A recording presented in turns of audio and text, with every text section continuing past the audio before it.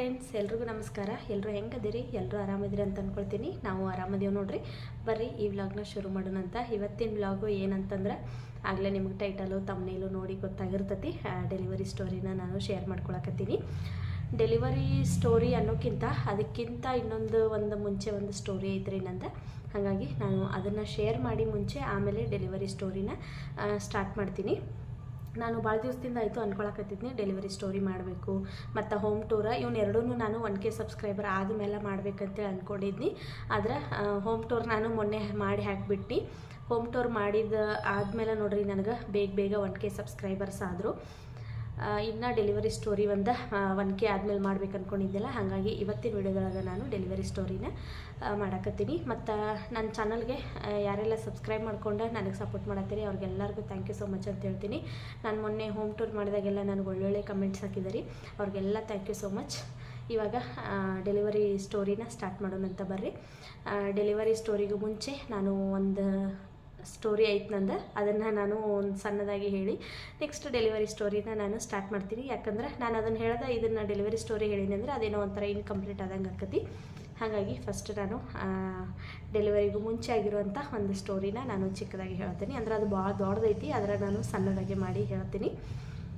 ಮುಂಚೆ ಏನಪ್ಪ ಅಂತಂದರೆ, ಇವಾಗ ನೋಡ್ರಿ ನನಗೆ ಎಲ್ಲಿಂದ ಸ್ಟಾರ್ಟ್ ಮಾಡಬೇಕು ಅನ್ನೋದನ್ನು ಗೊತ್ತಾಗೋತ್ತು. ಯಾಕಂದ್ರೆ ಅಷ್ಟು ಸ್ಟ್ರಗಲ್ ಇತ್ತು ಮುಂಚೆ, ಸಾನ್ವಿ ಹುಟ್ಟೋಕ್ಕೂ ಮುಂಚೆ. ಇವಾಗ ಎಲ್ರಿಗೂ ಮದುವೆ ಆಗಿದ ತಕ್ಷಣ 1 ವರ್ಷ ಅಥವಾ 2 ವರ್ಷಕ್ಕೆ ಮಕ್ಕಳಾಗಿಬಿಡ್ತಾವೆ. ಆದ್ರೆ ನನಗೆ ಆ ಥರ ಇರಲಿಲ್ಲ ನೋಡ್ರಿ. ಮದುವೆಯಾಗಿ ಬಂದಾಗ 2014ರಲ್ಲಿ ನನ್ನ ಮದುವೆ ಆಯಿತು. ಮದುವೆಯಾಗಿ ಬಂದಮೇಲೆ 1 ವರ್ಷ 2 ವರ್ಷ ನಮ್ಗೆ ಮಕ್ಕಳಾಗಲಿಲ್ಲ. ಆವಾಗಿನ ನಾವು ಅಷ್ಟು ತಲೆ ಕೆಡಿಸ್ಕೊಂಡಿರಲಿಲ್ಲ. ಅಕ್ಕವೇನೋ ನನಗೂ ಇನ್ನೂ ಸಣ್ಣ ಏಜ್ ಇತ್ತಲ್ಲ, ಅಕ್ಕವೇನೋ ಅಂಥೇಳಿ ನಾವು ಅಷ್ಟೊಂದು ತಲೆ ಕೆಡಿಸ್ಕೊಂಡಿರಲಿಲ್ಲ. ಸುಮ್ಮನೆ ಬಿಟ್ಟಿದ್ದೀವಿ 2 ವರ್ಷದವರೆಗೂ. ಆಮೇಲೆ 2 ವರ್ಷ ಆದಮೇಲೆ ಎಲ್ಲರೂ ಕೇಳೋಕ್ಕೆ ಸ್ಟಾರ್ಟ್ ಮಾಡಿದ್ರು, ಇನ್ನೂ ಮಕ್ಕಳಾಗಿಲ್ಲ, ಅಲ್ಲಿ ತೋರಿಸ್ರಿ, ದೇವಸ್ಥಾನಕ್ಕೆ ಹೋಗ್ರಿ, ಹಂಗೆ ಹಿಂಗೆ. ಮತ್ತು ನಿಮ್ಮ ಜೋಡಿ ಬಂದವ್ರಿಗೆಲ್ಲರಿಗೂ ಅಂದ್ರೆ ನೀವು ನಿಮ್ಮ ಟೈಮ್ನಾಗ, ನಿಮ್ಮ ಮದುವೆ ಆದ ಟೈಮ್ನಾಗ ಮದುವೆ ಆಗಿರೋರಿಗೆಲ್ಲರಿಗೂ ಮಕ್ಕಳದು, ನಿನಗಿನ್ನ ಮಕ್ಕಳಾಗಿಲ್ಲ ಅಂಥೇಳಿ ಎಲ್ಲ ಮಾತಾಡೋಕ್ಕೆ ಸ್ಟಾರ್ಟ್ ಮಾಡಿರ್ರಿ. ಅವಾಗ ನನಗೆ ಅವಾಗ ಅಷ್ಟೊಂದು ಗೊತ್ತೂ ಆಗ್ತಿರ್ಲಿಲ್ಲ. ಮಂದಿ ಹಿಂಗೆ ಮಾತಾಡತ್ತಾರೋ ಏನು ಮಾಡಬೇಕು ಅನ್ನೋದು ನನಗೆ ಅಷ್ಟೊಂದು ಗೊತ್ತಾಗ್ತಿರ್ಲಿಲ್ಲ. ಅವಾಗ ನಾನು ಊರಿಗೆ ಹೋದಾಗ ಮಾತಾಡ್ತಿದ್ರೆ ಮತ್ತು ಸುಮ್ಮನಾಗ್ಬಿಡ್ತಿದ್ನಿ. ಅವಾಗ ಒಂದಷ್ಟು ಜನ ಅಂತಿದ್ರೆ ಕೇಳಿಸ್ಕೊಂಡು ಸುಮ್ಮನಾಗ್ಬಿಡ್ತಿದ್ನಿ. ಮತ್ತು ಈ ಕಡೆ ಮೈಸೂರಿಗೆ ಬಂದೀವಿ ಅಂದ್ರೆ ಮತ್ತೆ ಮರೆತು ಬಿಡ್ತಿದ್ನಿ ಅನ್ನೋದನ್ನು. ಹಿಂಗಾಯಿತು. ಅವಾಗ ಒಂದು 3 ವರ್ಷ ಆದಮೇಲೆ ನಮ್ಮ ಮನ್ಯಾಗ ಅನ್ನಕತ್ರು, ಸರಿ ಆಯಿತು ನಾವು ಹಾಸ್ಪಿಟ್ಲಿಗೆ ತೋರಿಸೋನು ಅಂಥೇಳಿ. ಮದುವೆಯಾಗಿ 3 ವರ್ಷದವರೆಗೂ ನಾವು ಅದ್ರ ಬಗ್ಗೆ ಅಷ್ಟೊಂದು ಯೋಚನೆ ಮಾಡಿರಲಿಲ್ಲ, ಇನ್ನೂ ಮಕ್ಕಳಾಗಿಲ್ಲ ಅನ್ನೋದನ್ನು ಅಷ್ಟು ನಾವು ತಲೆಯಾಗ ಹಚ್ಕೊಂಡಿರಲಿಲ್ಲ. ಆಮೇಲಿಂದ ಏನು ಮಾಡಿದ್ದೀವಿ ಅಂದ್ರೆ, ಎಲ್ಲರೂ ಹಿಂಗೆ ಅನ್ನತ್ತಾರೋ ಒಂದು ಸಾರಿ ಹಾಸ್ಪಿಟ್ಲಿಗೆ ತೋರಿಸೋನು, ಏನಾದರೂ ಪ್ರಾಬ್ಲಮ್ ಇರ್ಬೋದೇನೋ ಅಂಥೇಳಿ ಹಾಸ್ಪಿಟ್ಲಿಗೆ ತೋರ್ಸೋಕ್ಕೆ ಸ್ಟಾರ್ಟ್ ಮಾಡಿದ್ದು. 2016ರಿಂದ ನಾನು ತೋರ್ಸಕತ್ತೀನಿ ನೋಡ್ರಿ. ಅಂದ್ರೆ ಮದುವೆಯಾಗಿ 2 ವರ್ಷ ಎಲ್ಲೂ ಏನು ತೋರಿಸ್ಲಿಲ್ಲ. 3ನೇ ವರ್ಷಕ್ಕೆ ಬಿದ್ದ ಇನ್ನೂ ಯಾಕೋ ಆಗತ್ತಂತೇಳಿ ನಾವು ಹಾಸ್ಪಿಟ್ಲಿಗೆ ತೋರ್ಸೋಕ್ಕೆ ಸ್ಟಾರ್ಟ್ ಮಾಡಿದ್ದೀವಿ. 2016ರಲ್ಲಿ ನಾನು ಮೈಸೂರಲ್ಲೇ ಒಂದು ಹಾಸ್ಪಿಟ್ಲಿಗೆ ತೋರಿಸೀನಿ. ಫಸ್ಟ್ ಹಾಸ್ಪಿಟಲ್ ಅದ, ಅಲ್ಲಿ ನಾನು ತೋರಿಸಿದ್ದು. ಅಲ್ಲಿ ನಾನು ಸುಮಾರು ಒಂದು 2 ವರ್ಷ ಟ್ರೀಟ್ಮೆಂಟ್ ತೊಗೊಂಡು ಸಿಕ್ಕಾಪಟ್ಟೆ ರೊಕ್ಕಂತೂ ಹೋದು, ಆದ್ರೆ ಮಕ್ಕಳಂತೂ ಆಗೋದಿಲ್ಲ ಅಂತ ಹೇಳ್ಬಿಟ್ರಿ ಅವರು ಡಾಕ್ಟ್ರೆ. ಅಂದ್ರೆ ಅವರು ಡೈರೆಕ್ಟಾಗಿ ಏನು ಹೇಳಿಲ್ಲ, ನಾವು ಇಷ್ಟೆಲ್ಲ ಮೆಡಿಸಿನ್ ಕೊಟ್ಟೀವಿ, ಎಲ್ಲ ಮಾಡೀವಿ, ಯಾಕೋ ಪ್ರೆಗ್ನೆನ್ಸಿ ಕನ್ಫರ್ಮ್ ಆಗ್ತಿಲ್ಲ, ನೀವು ಟ್ರೀಟ್ಮೆಂಟ್ ತೊಗೊಳ್ಳೋದು ಸುಮ್ಮನೆ ವೇಸ್ಟು, ನೀವು ಏನಂದ್ರೆ ತಲೆಯಾಗಿ ಇವಾಗ ಮಕ್ಕಳಾಗಿಲ್ಲ ಅನ್ನೋದನ್ನು ಚಿಂತೆ ಮಾಡ್ಕೊತ ಕುಂತ್ರೆ ಮಕ್ಕಳಾಗಂಗಿಲ್ಲ. ಅದನ್ನು ತಲೆಯಾಗಿಂದ ನೀವು ಬಿಟ್ಟು ಆರಾಮಾಗಿ ನಿಮ್ಮ ಪಾಡಿಗೆ ನೀವು ಕೆಲಸ ಮಾಡ್ಕೊತ ತಿನ್ಕೊತ ಆರಾಮಾಗಿ ಇರ್ರಿ ಅಂತ ಹಿಂಗೆ ಹೇಳಿ ಕಳಿಸಿರೋರೆ. ಯಾಕಂದ್ರೆ ಡೈರೆಕ್ಟಾಗಿ ಹೇಳೋದು ಬೇಡ ಅಂಥೇಳಿ ಅವರ ಏನೂ ಹೇಳಿಲ್ಲ ನಮ್ಮ ಮುಂದೆ. 2 ಇಯರ್ಸಲ್ಲಿ ಟ್ರೀಟ್ಮೆಂಟ್ ತೊಗೊಂಡಾದ್ಮೇಲೆ ನಾನು ಬೇಡ, ಇನ್ನು ಟ್ರೀಟ್ಮೆಂಟ್ ಅಲ್ಲಿ ತೊಗೊಳ್ಳೋದು ಸುಮ್ಮನೆ ರೊಕ್ಕ ವೇಸ್ಟ್ ಆಗತ್ತವ ಅಂಥೇಳಿ ನಾನು ಬಿಟ್ಬಿಟ್ನಿ. ಸುಮಾರು ಒಂದು 2 ವರ್ಷ ನಾನು ಟ್ರೀಟ್ಮೆಂಟ್ ತೊಗೊಂಡೇನಲ್ಲೇ. ಭಾಳ ಅಂದ್ರೆ ಭಾಳ ಸಿಕ್ಕಾಪಟ್ಟೆ ಖರ್ಚು ಮಾಡಿದ್ದೇವಲ್ಲೇ. 1 ತಿಂಗಳಿಗೆ 10,000 ಬೇಕಿತ್ತು ರೀ ಅಲ್ಲೇ. ಬರೀ 1 ತಿಂಗಳಿಗೆ 2 ಸಾರಿ ಅಥವಾ 3 ಸಾರಿ ಹೋಗ್ಬೇಕಿತ್ತು ನಾವು. ಫಸ್ಟ್ ಟೈಮ್ ನಾವು ಹೋದ್ಕೊಳ್ಳೇನವರು ದುಡ್ಡೆಲ್ಲ ಪೇ ಮಾಡ್ಕೊಂಡ್ಬಿಡ್ತಿದ್ರು. ಆದ್ರೆ ಇನ್ನು 2 ಸಾರಿ ಹೋಗ್ತೀವಲ್ಲ, ಅವಾಗೆಲ್ಲ ಏನು ಪೇ ಮಾಡಿಸ್ಕೊತಿರ್ಲಿಲ್ಲ. ಒಟ್ಟಿನಲ್ಲಿ 1 ತಿಂಗಳಿಗೆ 3 ಸಾರಿ ಹೋಗಬೇಕಿತ್ತು, 10,000 ಪೇ ಮಾಡಬೇಕು. ಹಿಂಗೆ ನಾನು 2016, 17 2 ವರ್ಷ ಅಲ್ಲಿ ತೋರಿಸೀನಿ. ಆಮೇಲೆ ಅವ್ರು ಹೀಗೆಲ್ಲ ಅನ್ನಂತಲೇ ನಾನು ಸರಿ ಇನ್ನು ತೋರಿಸೋದು ಬೇಡ ಅಂತೇಳಿ ಬಿಟ್ಬಿಟ್ನಿ. ಆಲ್ರೆಡಿ ನನಗೆ 2 ವರ್ಷ ಸಿಕ್ಕಾಪಟ್ಟೆ ಮೆಡಿಸಿನ್ ಎಲ್ಲ ತೊಗೊಂಡು ಒಂಥರ ಬೇಸರ ಆಗಿಬಿಟ್ಟಿತ್ತು. ಎಲ್ಲ ಇಂಜೆಕ್ಷನ್ ಮಾಡ್ತಿದ್ರು, ಎಲ್ಲ ಮಾಡ್ತಿದ್ರು. ನನಗೂ ಬೇಡಪ್ಪ ಇಷ್ಟೊಂದೆಲ್ಲ ಮೆಡಿಸಿನ್ ತೊಗೊಂಡು ನಾನು ಸಿಕ್ಕಾಪಟ್ಟೆ ದಪ್ಪಾಗಿಬಿಟ್ಟಿದ್ನಿ. ಸರಿ ಬೇಡ ಅಂತೇಳಿ ನಾನು 2017 ಮುಗಿದು 18 ಸ್ಟಾರ್ಟ್ ಆಗಿತ್ತು. ಆವಾಗ ನಾನು ಅಲ್ಲಿ ಟ್ರೀಟ್ಮೆಂಟ್ನ ಸ್ಟಾಪ್ ಮಾಡೀನಿ. ಸ್ಟಾಪ್ ಮಾಡಿದಾದ್ಮೇಲೆ ಒಂದು 2-3 ತಿಂಗಳ ನಾನು ಎಲ್ಲೂ ತೋರಿಸ್ಲೇ ಇಲ್ಲ, ಸುಮ್ಮ ಇದ್ನಿ. ಆಮೇಲೆ ನಮ್ಮೂರಾಗ ಒಬ್ಬರು ಡಾಕ್ಟ್ರ್ ಇದ್ದರು, ಅವ್ರ ಹೆಸರು ಇವಾಗ ಅಷ್ಟೊಂದು ನಾನು ಮರ್ತೇನೆ, ಪಾಪ ಅವ್ರು ಡಾಕ್ಟ್ರನ್ನು ತೀರ್ಕೊಂಡ್ರು. ಯಾವ ಡಾಕ್ಟ್ರ್ ಅಂದ್ರೆ ಅವ್ರದ್ದು ಹೆಸರು ನನಗೆ ನೋಡ್ರಿ ನೆನಪಾಗ್ಬತ್ತು.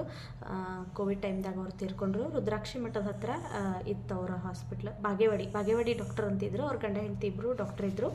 ಅಲ್ಲೇನೂ ಅಷ್ಟೇ ಇದೇ ರೀತಿ ಮಕ್ಕಳಾಗದೇ ಇರೋರು ತೋರಿಸ್ತಿದ್ರು. ನಾನು ಅಲ್ಲಿ ಒಂದು 3 ತಿಂಗಳು ತೋರಿಸಿನಿ ನೋಡ್ರಿ. ಇಲ್ಲೇನು ಮೈಸೂರಾಗ ನಾನು ಟ್ರೀಟ್ಮೆಂಟ್ ತೊಗೊಳೋದು ಬಿಟ್ಟಾದ್ಮೇಲೆ ಅಲ್ಲಿ ಬಾಗೇವಾಡಿ ಡಾಕ್ಟ್ರ್ ಇರ್ಬೋದು ಮೇ ಬಿ, ಅಷ್ಟೊಂದು ನನಗೆ ನೆನಪರ್ವತ್ತು. ರುದ್ರಾಕ್ಷಿ ಮಠದ ಹತ್ರ, ನಮ್ಮೂರಾಗ ಬೈಲೊಂಗಲ್ದಾಗ ರುದ್ರಾಕ್ಷಿ ಮಠದ ಹತ್ರ ಹಾಸ್ಪಿಟ್ಲ್ ಇತ್ತು ಅವ್ರದ್ದು. ಅಲ್ಲಿ ಒಂದು 2-3 ತಿಂಗಳು ಟ್ರೀಟ್ಮೆಂಟ್ ತೊಗೊಂಡೇನೆ. ಆಮೇಲೆ ನಾನು ಹೋಗಲೇ ಇಲ್ಲ, ಅಲ್ಲೂ ಯಾಕೋ ಟ್ರೀಟ್ಮೆಂಟ್ ಏನೂ ವರ್ಕ್ ಆಗಲಿಲ್ಲ, ಹಾಗಾಗಿ ಅಲ್ಲಿನೂ ಸ್ಟಾಪ್ ಮಾಡೀನಿ. ಆ ಟೈಮ್ನಾಗ ಹೆಂಗಾಗ್ಬಿಡ್ತಿತ್ತಂದ್ರೆ, ಇವಾಗ ಯಾರೋ ಒಬ್ಬರು ಇಂಥ ಡಾಕ್ಟ್ರು ಚಲೋ ಅದಾರಂದ್ರೆ ಇದನ್ನು ಸ್ಟಾಪ್ ಮಾಡಿ ಇನ್ನೊಬ್ರ ಹತ್ರ ಹೋಗ್ತಿದ್ವಿ, ಮತ್ತು ಇನ್ನೊಬ್ರು ಯಾರ ಇಂಥ ಕಡೆ ದೇವಸ್ಥಾನಕ್ಕೆ ಹೋಗ್ರಿ ಅಂದ್ರೆ ಅಲ್ಲಿಗೆ ಹೋಗ್ತಿದ್ವಿ. ಹಿಂಗೆ ಮಾಡ್ಕೊತ ನಾನು ಸುಮಾರು ಕಡೆ ಭಾಳ ಟ್ರೀಟ್ಮೆಂಟ್ ತೊಗೊಂಡಿನಿ. ಅಲ್ಲೂ ತೋರಿಸೀನಿ, ಅಲ್ಲೂ ಆಗಲಿಲ್ಲ. ಆಮೇಲೆ ಒಂದು ಸರಿ ನಾವು ನಮ್ಮೂರ ಹತ್ರ ಇನ್ನೊಂದು ಉಡಿಕೇರಿ ಅಂತ ಐತಿ, ಅಲ್ಲಿಗೆ ಹೋದಿವಿ. ಅಲ್ಲಿ ಅವರು ನಮಗೆ ಟ್ಯಾಬ್ಲೆಟ್ ಅದು ಎಲ್ಲ ಕೊಟ್ಟಿದ್ದರು. ಅವನು ತೊಗೊಂಡು ಅದು ಏನೂ ಯೂಸ್ ಆಗಲಿಲ್ಲ, ಅಲ್ಲೂ ಬಿಟ್ನಿ. ಆಮೇಲೆ ನಾನು ನೆಕ್ಸ್ಟ್ ಮೈಸೂರಿಗೆ ಬಂದುಬಿಟ್ನಿ. ಎಲ್ಲೂ ಟ್ರೀಟ್ಮೆಂಟ್ ಎಲ್ಲ ಏನೂ ತೊಗೊಳ್ಳಿಲ್ಲ, ಬೇಡ ಟ್ರೀಟ್ಮೆಂಟು ಬೇಡ, ಏನೂ ಬೇಡ, ಸುಮ್ಮನೆ ಇದ್ಬಿಡು ಅಂತೇಳಿ ಸುಮ್ಮ ಇದ್ನಿ. ಒಂದು 5-6 ತಿಂಗಳ ಯಾವ ಟ್ರೀಟ್ಮೆಂಟನ್ನು ತೊಗೊಳ್ಳಿಲ್ಲ, ಸುಮ್ಮ ಇದ್ನಿ. ಆಮೇಲೆ ನಾವು ನಮ್ಮ ಊರಿಗೆ ಹೋದಿವಿ, ಮತ್ತು ಹಿಂಗೆ ರಜಾ ಬಂದಾಗ ಊರಿಗೆ ಹೋದಿವಿ. ಊರಿಗೆ ಹೋದಾಗ ಬೆಳಗಾವ್ಗೆ ಹೋಗುತ್ತಾ ಒಂದು ಚಿಕ್ಕ ಬಾಗೇವಾಡಿನ ಹಿರೇಬಾಗೇವಾಡಿನ ಒಂದು ಊರೈತಿ, ಹಿರೇಬಾಗೇವಾಡಿ ಅನಿಸ್ತತಿ. ಆ ಊರಾಗ ಒಬ್ಬರು ಡಾಕ್ಟರ್ ಅದಾರು, ಅವರ ಹೆಸರು ಹೇಳೋದು ಬೇಡ. ಆ ಡಾಕ್ಟರ್ ಹತ್ರ ಕರ್ಕೊಂಡು ಹೋಗ್ತೀನಿ ಅಂಥೇಳಿ ನಮ್ಮತ್ತೆ ಅಲ್ಲಿ ಕರ್ಕೊಂಡು ಹೋದ್ರಿ. ಅವ್ರಿಗೂ ಹಿಂಗೆ ಯಾರೋ ಅವ್ರ ಫ್ರೆಂಡ್ ಹೇಳಿದ್ರಂತ. ಅಲ್ಲಿ ಹೋದೀವಿ ನಾವು. ಅವ್ರು ಏನಂತಂದ್ರು, ಫಸ್ಟ್ ಟೈಮ್ ಹೋದಾಗ ನಮ್ಮ ಹಳೆ ರಿಪೋರ್ಟ್ ಎಲ್ಲ ನೋಡಿ ಏನಂದ್ರು, ಇಲ್ಲ ಮಕ್ಕಳಾಗ್ತಾವೆ, ಆ ಥರ ಎಲ್ಲ ಏನಿಲ್ಲ, ನೀವು ಟ್ಯಾಬ್ಲೆಟ್ ಎಲ್ಲ ತೊಗೋರಿ, ಮತ್ತು ನಾನು ಇನ್ನೊಂದು ಸ್ಕ್ಯಾನಿಂಗ್ ಹೇಳ್ತೀನಿ, ಆ ಸ್ಕ್ಯಾನಿಂಗ್ ನೀವು ಬೆಳಗಾವ್ಗೆ ಹೋಗಿ ಮಾಡಿಸ್ಕೊಂಡು ಬರ್ರಿ, ಬಂದಾದ್ಮೇಲೆ ಅದ್ರ ಮೇಲೆ ನಾನು ಟ್ರೀಟ್ಮೆಂಟ್ ಕೊಡ್ತೀನಿ ಅಂತಂದ್ರು ಫಸ್ಟ್ ಟೈಮ್. ಅವ್ರು ಹಂಗೆ ಹೇಳಂತಲೇ ನನಗೆ ಸ್ವಲ್ಪ ಎಲ್ಲ ಖುಷಿ ಆಯಿತು. ಅಂದ್ರೆ ರಿಪೋರ್ಟ್ ಒಳಗೆ ಏನೋ ಎಲ್ಲ ನಾರ್ಮಲ್ ಐತಿ, ಮಕ್ಕಳಾಗ್ತಾವೆ ಅಂದಾರ ಅಂತೇಳಿ ಒಂದು ಸ್ವಲ್ಪ ರಿಲ್ಯಾಕ್ಸ್ ಆದಂಗೆ ಆಯಿತು. ಆಮೇಲೆ ನೆಕ್ಸ್ಟ್ ಟೈಮ್ ನಾವು ಸ್ಕ್ಯಾನಿಂಗ್ ಅವ್ರು ಬರೆದು ಕೊಟ್ಟರು. ಅವತ್ತು ಅವ್ರು ಏನು ಬರೆದು ಕೊಟ್ರಲ್ಲ ಅವತ್ತನ್ನು ನಾವು ಬೆಳಗಾವ್ಗೆ ಹೋದಿವಿ. ಬೆಳಗಾವ್ಗೆ ಹೋಗಿ ಅಲ್ಲಿ ಟೆಸ್ಟ್ ಎಲ್ಲ ಮಾಡಿಸ್ಕೊಂಡಿವಿ. ಟೆಸ್ಟ್ ಮಾಡಿಸ್ಕೊಂಡು ರಿಪೋರ್ಟ್ ತೊಗೊಂಡು ವಾಪಸ್ ಅಲ್ಲೇ ಬಂದೀವಿ ನಾವು ಅದೇ ಡಾಕ್ಟ್ರ್ ಹತ್ರ. ಡಾಕ್ಟ್ರಿಗೆ ರಿಪೋರ್ಟ್ ತೋರಿಸಿದ್ದೀವಿ. ರಿಪೋರ್ಟ್ ತೋರ್ಸಂತಲೇ ಅವರು ಆ ರಿಪೋರ್ಟ್ ನೋಡಿ ಏನಂತಂದ್ರೆ, ಡೈರೆಕ್ಟಾಗಿನ ಹೇಳಿಬಿಟ್ರು. ನಮ್ಮ ಅತ್ತಿ, ನಮ್ಮ ಮನೆಯವರು, ನಾನು, ನಮ್ಮ ಕಾಕ ಎಲ್ಲರೂ ಹೋಗಿದ್ದೀವಿ. ನಾನು ಅಲ್ಲೇ ಇದ್ನಿ. ಪೇಷಂಟ್ ಮುಂದೆ ಹಂಗೆ ಹೇಳಬಾರ್ದು ಅನ್ನೋದನ್ನು ಅವರಿಗೆ ಗೊತ್ತಾಗಲಿಲ್ಲ, ಏನೋ ಗೊತ್ತಿಲ್ಲ. ಅವ್ರು ಏನಂದ್ಬಿಟ್ರಂದ್ರೆ, ನಮ್ಮ ಅತ್ತಿಗೆ ಈಕಿನಷ್ಟು ಉದ್ದ ರೊಕ್ಕ ಹಾಕಿರೋ ಈಕೆಗೆ ಮಕ್ಕಳಾಗೋದಿಲ್ಲ, ನೀವು ತೋರಿಸೋದು ಸುಮ್ಮ ವೇಸ್ಟು ಅಂತ ಅವ್ರು ಹೇಳಿಬಿಟ್ರು. ಆ ಡಾಕ್ಟರ್ ಡೈರೆಕ್ಟಾಗಿನ ಹಂಗೆ ಹೇಳಿಬಿಟ್ರು, ನೀವು ಎಷ್ಟು ತೋರಿಸಿರೋನು ಈಕೆಗೆ ಮಕ್ಕಳಾಗೋದಿಲ್ಲ, ಸುಮ್ಮ ತೋರಿಸೋದು ಬಿಡ್ರಿ, ಆಕೆ ಹಣೆ ಬರೋದಾಗ ಮಕ್ಕಳಿದ್ರೆ ಅಕ್ಕವು, ಇಲ್ಲಾಂದ್ರೆ ಆಗೋದಿಲ್ಲ ಅಂತೇಳಿ ಹಿಂಗೆ ಡೈರೆಕ್ಟಾಗಿ ಹೇಳಿಬಿಟ್ರು ಅವರು. ನಾನು ಬೇರೆ ಮೊದಲು ಒಂದು 3-4 ವರ್ಷ ನಾನು ಹಾಸ್ಪಿಟ್ಲು ಅಲ್ಲಿ ಇಲ್ಲಿ ಎಲ್ಲ ತೋರಿಸಿ, ಅಂದರೆ 2 ವರ್ಷ ಹಾಸ್ಪಿಟ್ಲಿಗೆ ತೋರಿಸಿದ್ನಿ, 2 ವರ್ಷ ನಾನು ಎಲ್ಲ ಹಾಸ್ಪಿಟ್ಲಿಗೂ ತೋರಿಸಿರಲಿಲ್ಲ. ಮದುವೆಯಾಗಿ 4 ವರ್ಷ ಆದಾಗಿಂದ ಎಲ್ಲರ ಹತ್ರ ಅನಿಸ್ಕೊಂಡು ನನಗೂ ಸಾಕಾಗಿ ಹೋಗ್ಬಿಟ್ಟಿತ್ತು.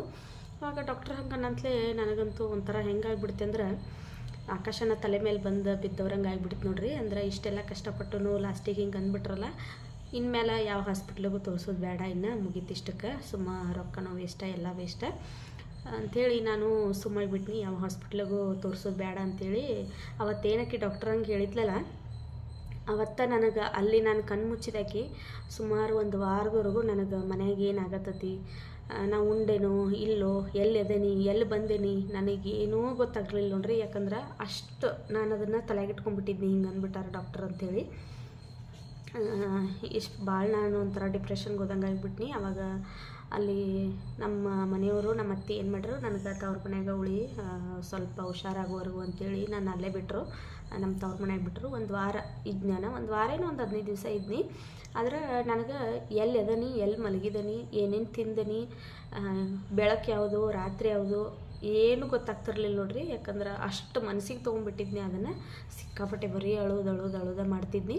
ಎಲ್ಲರೂ ಫೋನ್ ಮಾಡ್ತಿದ್ರು, ಚಿಂತೆ ಮಾಡಿಬಿಡ, ಇನ್ನೂ ಸಣ್ಣಕ್ಕಿದಿ, ಅಕ್ಕವು ಮಕ್ಕಳು ಅಂತೆಲ್ಲ ಹೇಳೋರು. ಆದ್ರೆ ಆ ಸಿಚುವೇಶನ್ ಒಳಗಿದ್ದವ್ರಿಗೇನ ಗೊತ್ತದು ಏನು ಕಷ್ಟ ಅನ್ನೋದು. ನಾನು ಎಲ್ಲರೂ ಮಾತಾಡಿ ಲಾಸ್ಟಿಗೆ ಡಾಕ್ಟ್ರನು ಹಿಂಗೆ ಅಂದ್ಬಿಟ್ರು, ಆಯ್ತಿನ್ನ ನನಗಂತೂ ಮಕ್ಕಳಾಗಂಗಿಲ್ಲ, ಇರುವನ ನಮ್ಮ ಮಕ್ಕಳು ಅಂತೇಳಿ ನಾನು ಅಲ್ಲಿಗೆ ಒಂಥರ ಮನಸ್ಸು ಗಟ್ಟಿ ಮಾಡ್ಕೊಂಡ್ಬಿಟ್ನಿ. ಇನ್ನು ಮೇಲೆ ಯಾವ ಟ್ರೀಟ್ಮೆಂಟು ಬೇಡ, ಮತ್ತು ಯಾವ ದೇವ್ರಿಗೇನು ಕೈ ಮುಗಿಯೋದು ಬೇಡ, ಯಾವ ಹರಕೆನೂ ಕಟ್ಕೊಳ್ಳೋದು ಬೇಡ, ಏನೂ ಬೇಡ, ಇಷ್ಟಕ್ಕೆ ಸಾಕಿನ್ನ ಅಂಥೇಳಿ ನಾನು ಸುಮ್ಮಾಗ್ಬಿಟ್ನಿ. ಹಾಸ್ಪಿಟ್ಲಿಗೆ ಎಲ್ಲ ತೋರಿಸೋದು ಬಿಟ್ನಿ, ಎಲ್ಲ ಮಾಡೀನಿ. ದೇವರಿಗೆಲ್ಲ ನಾನು ಒಪ್ಪಟ್ಟು ಮಾಡ್ತಿದ್ನಿ, ಎಲ್ಲ ಮಾಡ್ತಿದ್ನಿ. ಅಂದರೆ ಸುಮಾರು ಎಲ್ಲ ದೇವ್ರ ಪೂಜೆ ಮಾಡ್ತಿದ್ನಿ. ವೈಭವ ಲಕ್ಷ್ಮಿ ಪೂಜೆ ಮಾಡಿದ್ನಿ, ಆಮೇಲೆ ಗುರುವಾರ ಲಕ್ಷ್ಮಿ ಪೂಜೆ ಮಾಡಿದ್ನಿ, ಸಾಯಿಬಾಬಾ ವ್ರತ ಮಾಡಿದ್ನಿ, ಯಾರೇನು ಹೇಳ್ತಾರೆ ಅದೆಲ್ಲ ಮಾಡ್ತಿದ್ನಿ. ಆಮೇಲೆ ನೆಲ ಒಪ್ಪತ್ತು ಮಾಡಿರಿ ಅಂತ ಹೇಳಿದ್ರು. ನೆಲ ಒಪ್ಪತ್ತು ಅಂದರೆ ನೆಲದ ಮೇಲೆ ಊಟ ಮಾಡೋದು, 5 ವಾರ ಮಾಡೋದು. ಬೆಳಗ್ಗಿಂದ ಸಂಜೆವರೆಗೂ ಉಪವಾಸ ಇದ್ದ, ಸಂಜೆ ಮುಂದೆ ನೆಲ ಒಪ್ಪತ್ತು ಮಾಡಬೇಕು ಅಂದ್ರೆ ನೆಲದ ಮೇಲೇ ಊಟ ಮಾಡೋದು ನಾವು.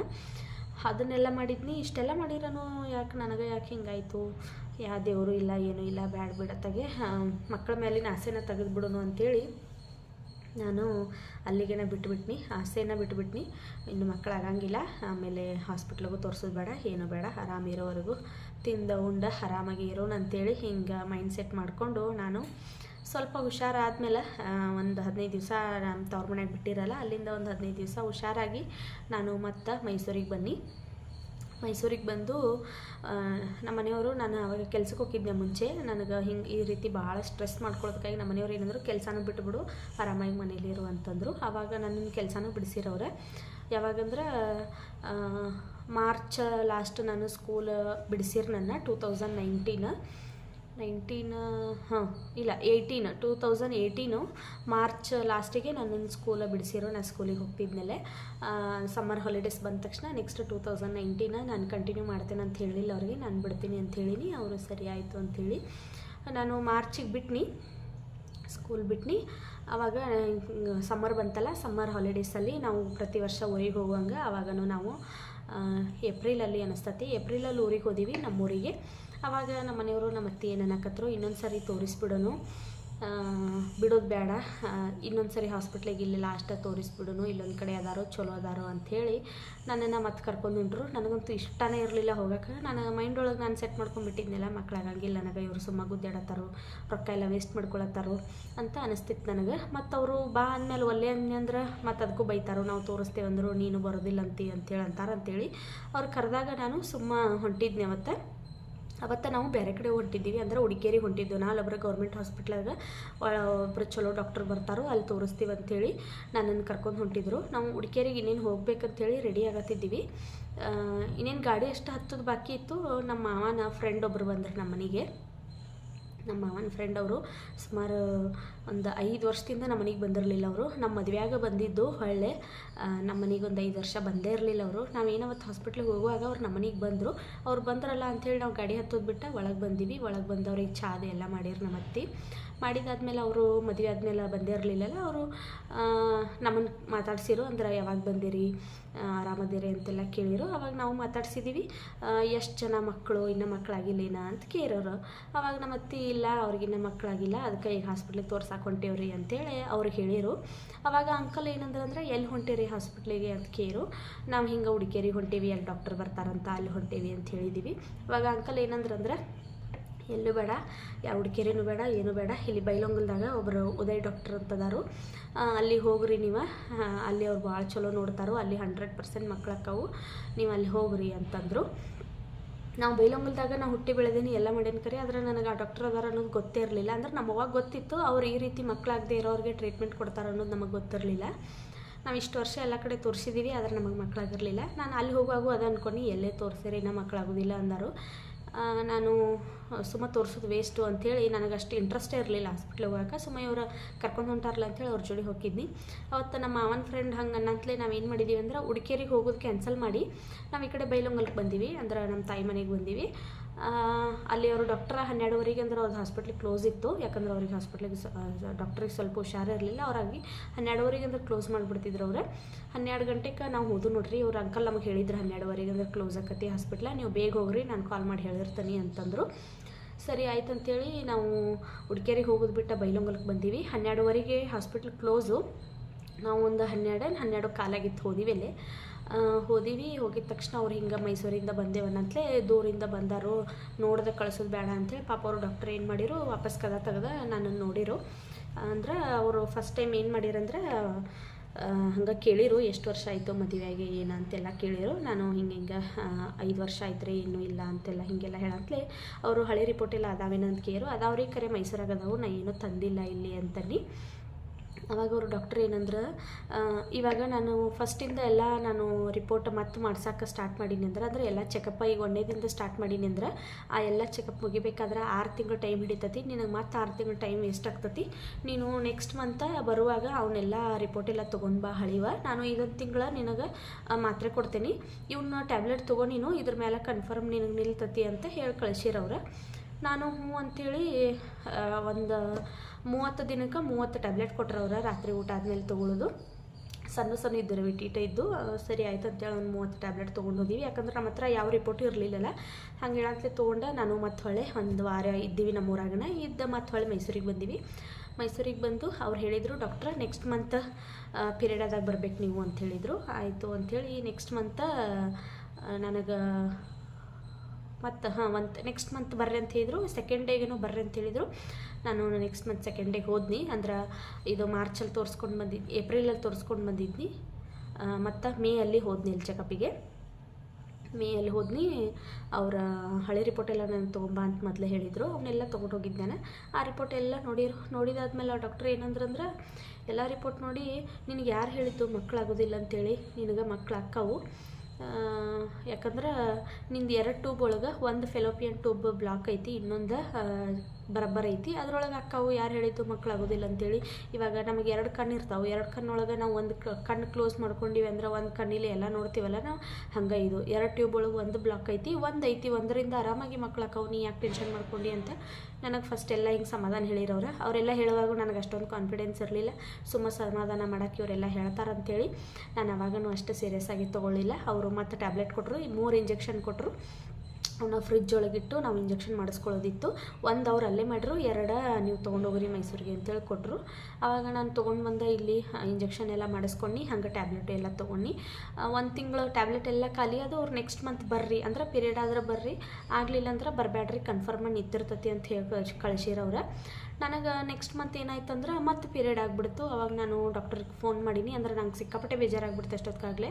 ಅವ್ರು ಇಷ್ಟು ಗ್ಯಾರಂಟಿ ಹೇಳಿದಾರೋ ನಿಲ್ತತಿ ಟೈಮ್ ಅಂಥೇಳಿ ಅಷ್ಟು ಹೇಳಿರನು ನನಗೆ ಈ ಸರಿ ಪ್ರೆಗ್ನೆನ್ಸಿ ಕನ್ಫರ್ಮ್ ಆಗಲಿಲ್ಲಲ್ಲ ಅಂಥೇಳಿ ಮತ್ತೆ ಸಿಕ್ಕಾಪಟ್ಟೆ ಬೇಜಾರಾಯ್ತು ನನಗೆ. ನಾನು ಆ ಸರಿ ಹಾಸ್ಪಿಟ್ಲಿಗೆ ಹೋಗಲಿಲ್ಲ. ಅವ್ರು ನೆಕ್ಸ್ಟ್ ಮತ್ತೆ 2nd ಡೇಗೆ ಬರ್ರಿ ಅಂತ ಹೇಳಿದರು. ನಾನು ಫೋನ್ ಮಾಡಿ ನಮ್ಮ ಮನೆಯವ್ರಿಗೆ ರಜಾ ಸಿಗ್ತಿಲ್ರಿ, ನಾನು ಬರೋದಿಲ್ಲ ಈ ಮಂತ, ನೆಕ್ಸ್ಟ್ ಮಂತ್ ಟೈಮ್ ಸಿಕ್ಕರೆ ಬರ್ತೇನೆ, ಇಲ್ಲಂದ್ರೆ ಇಲ್ಲ ಅಂತೇಳಿದ್ರೆ ರಾತ್ರಿ 9 ಗಂಟೆನೂ ಆಗಿತ್ತು. ಅವಾಗ ಡಾಕ್ಟ್ರಿಗೆ ಫೋನ್ ಮಾಡಿದ್ನೇನೆ. ಆ ಡಾಕ್ಟ್ರ್ ಏನಂದ್ರೆ, ಸರಿಯಮ್ಮ ಆಯಿತು, ಈ ತಿಂಗಳು ನಿನಗೆ ಬರೋಕ್ಕಾಗಲಿಲ್ಲ ಅಂದ್ರೆ ನಾನು ಒಂದು ಟ್ಯಾಬ್ಲೆಟ್ನ ಒಂದು 6 ಟ್ಯಾಬ್ಲೆಟ್ ಅಷ್ಟೇ ಅವ, ಅವನ್ನ ನಾನು ವಾಟ್ಸಪ್ ಮಾಡ್ತೀನಿ, ಅವ್ನು ತರಿಸ್ಕೊಂಡು ನೀನು ತಗೋ, ನೆಕ್ಸ್ಟ್ ಮಂತ್ ನಿನಗೆ ಟೈಮ್ ಸಿಕ್ಕಾಗ ಬಾ ಅಂತಂದ್ರೆ ಅವರು. ಸರಿ ಆಯಿತು ಅಂಥೇಳಿ ನಾನು ಅವ್ರೇನು ಟ್ಯಾಬ್ಲೆಟ್ನ ಮೆಸೇಜ್ ಮಾಡಿದ್ರಲ್ಲ ಅವನ್ನ ನಾನು ನಮ್ಮ ಮನೆಯವ್ರ ಹತ್ರ ತರಿಸ್ಕೊಂಡು 6 ಟ್ಯಾಬ್ಲೆಟ್ ಅಷ್ಟೇ ಇದ್ದು ಅವನ್ನ ನಾನು ತೊಗೊಂಡಾದ್ಮೇಲೆ ನೆಕ್ಸ್ಟ್ ಮಂತ್ ಬರ್ರಿ ಅಂತ ಹೇಳಿದ್ರಲ್ಲ ಅವರು. ನಾನು ನೆಕ್ಸ್ಟ್ ಮಂತ್ ಹೋದ್ರಾತಂತೇಳಿ 1 ತಿಂಗಳು ನಾನು ಹೋಗಲಿಲ್ಲ. 6 ಗುಳಿಗೆನೂ ತೊಗೊಂಡು ಆಯಿತು. 1 ಮಂತ್ವರೆಗೂ ವೆಯ್ಟ್ ಮಾಡೀನಿ. 1 ಮಂತ್ ಆದಮೇಲೆ ನನಗೆ ಪೀರಿಯಡ್ ಆಗಲೇ ಇಲ್ಲ. 1 ತಿಂಗಳಾಯಿತು. 1 ತಿಂಗಳ ಮೇಲೆ 2 ದಿವಸ ಆಯಿತು, 3 ದಿವಸ ಆಯಿತು, 4 ದಿವಸ ಆಯಿತು.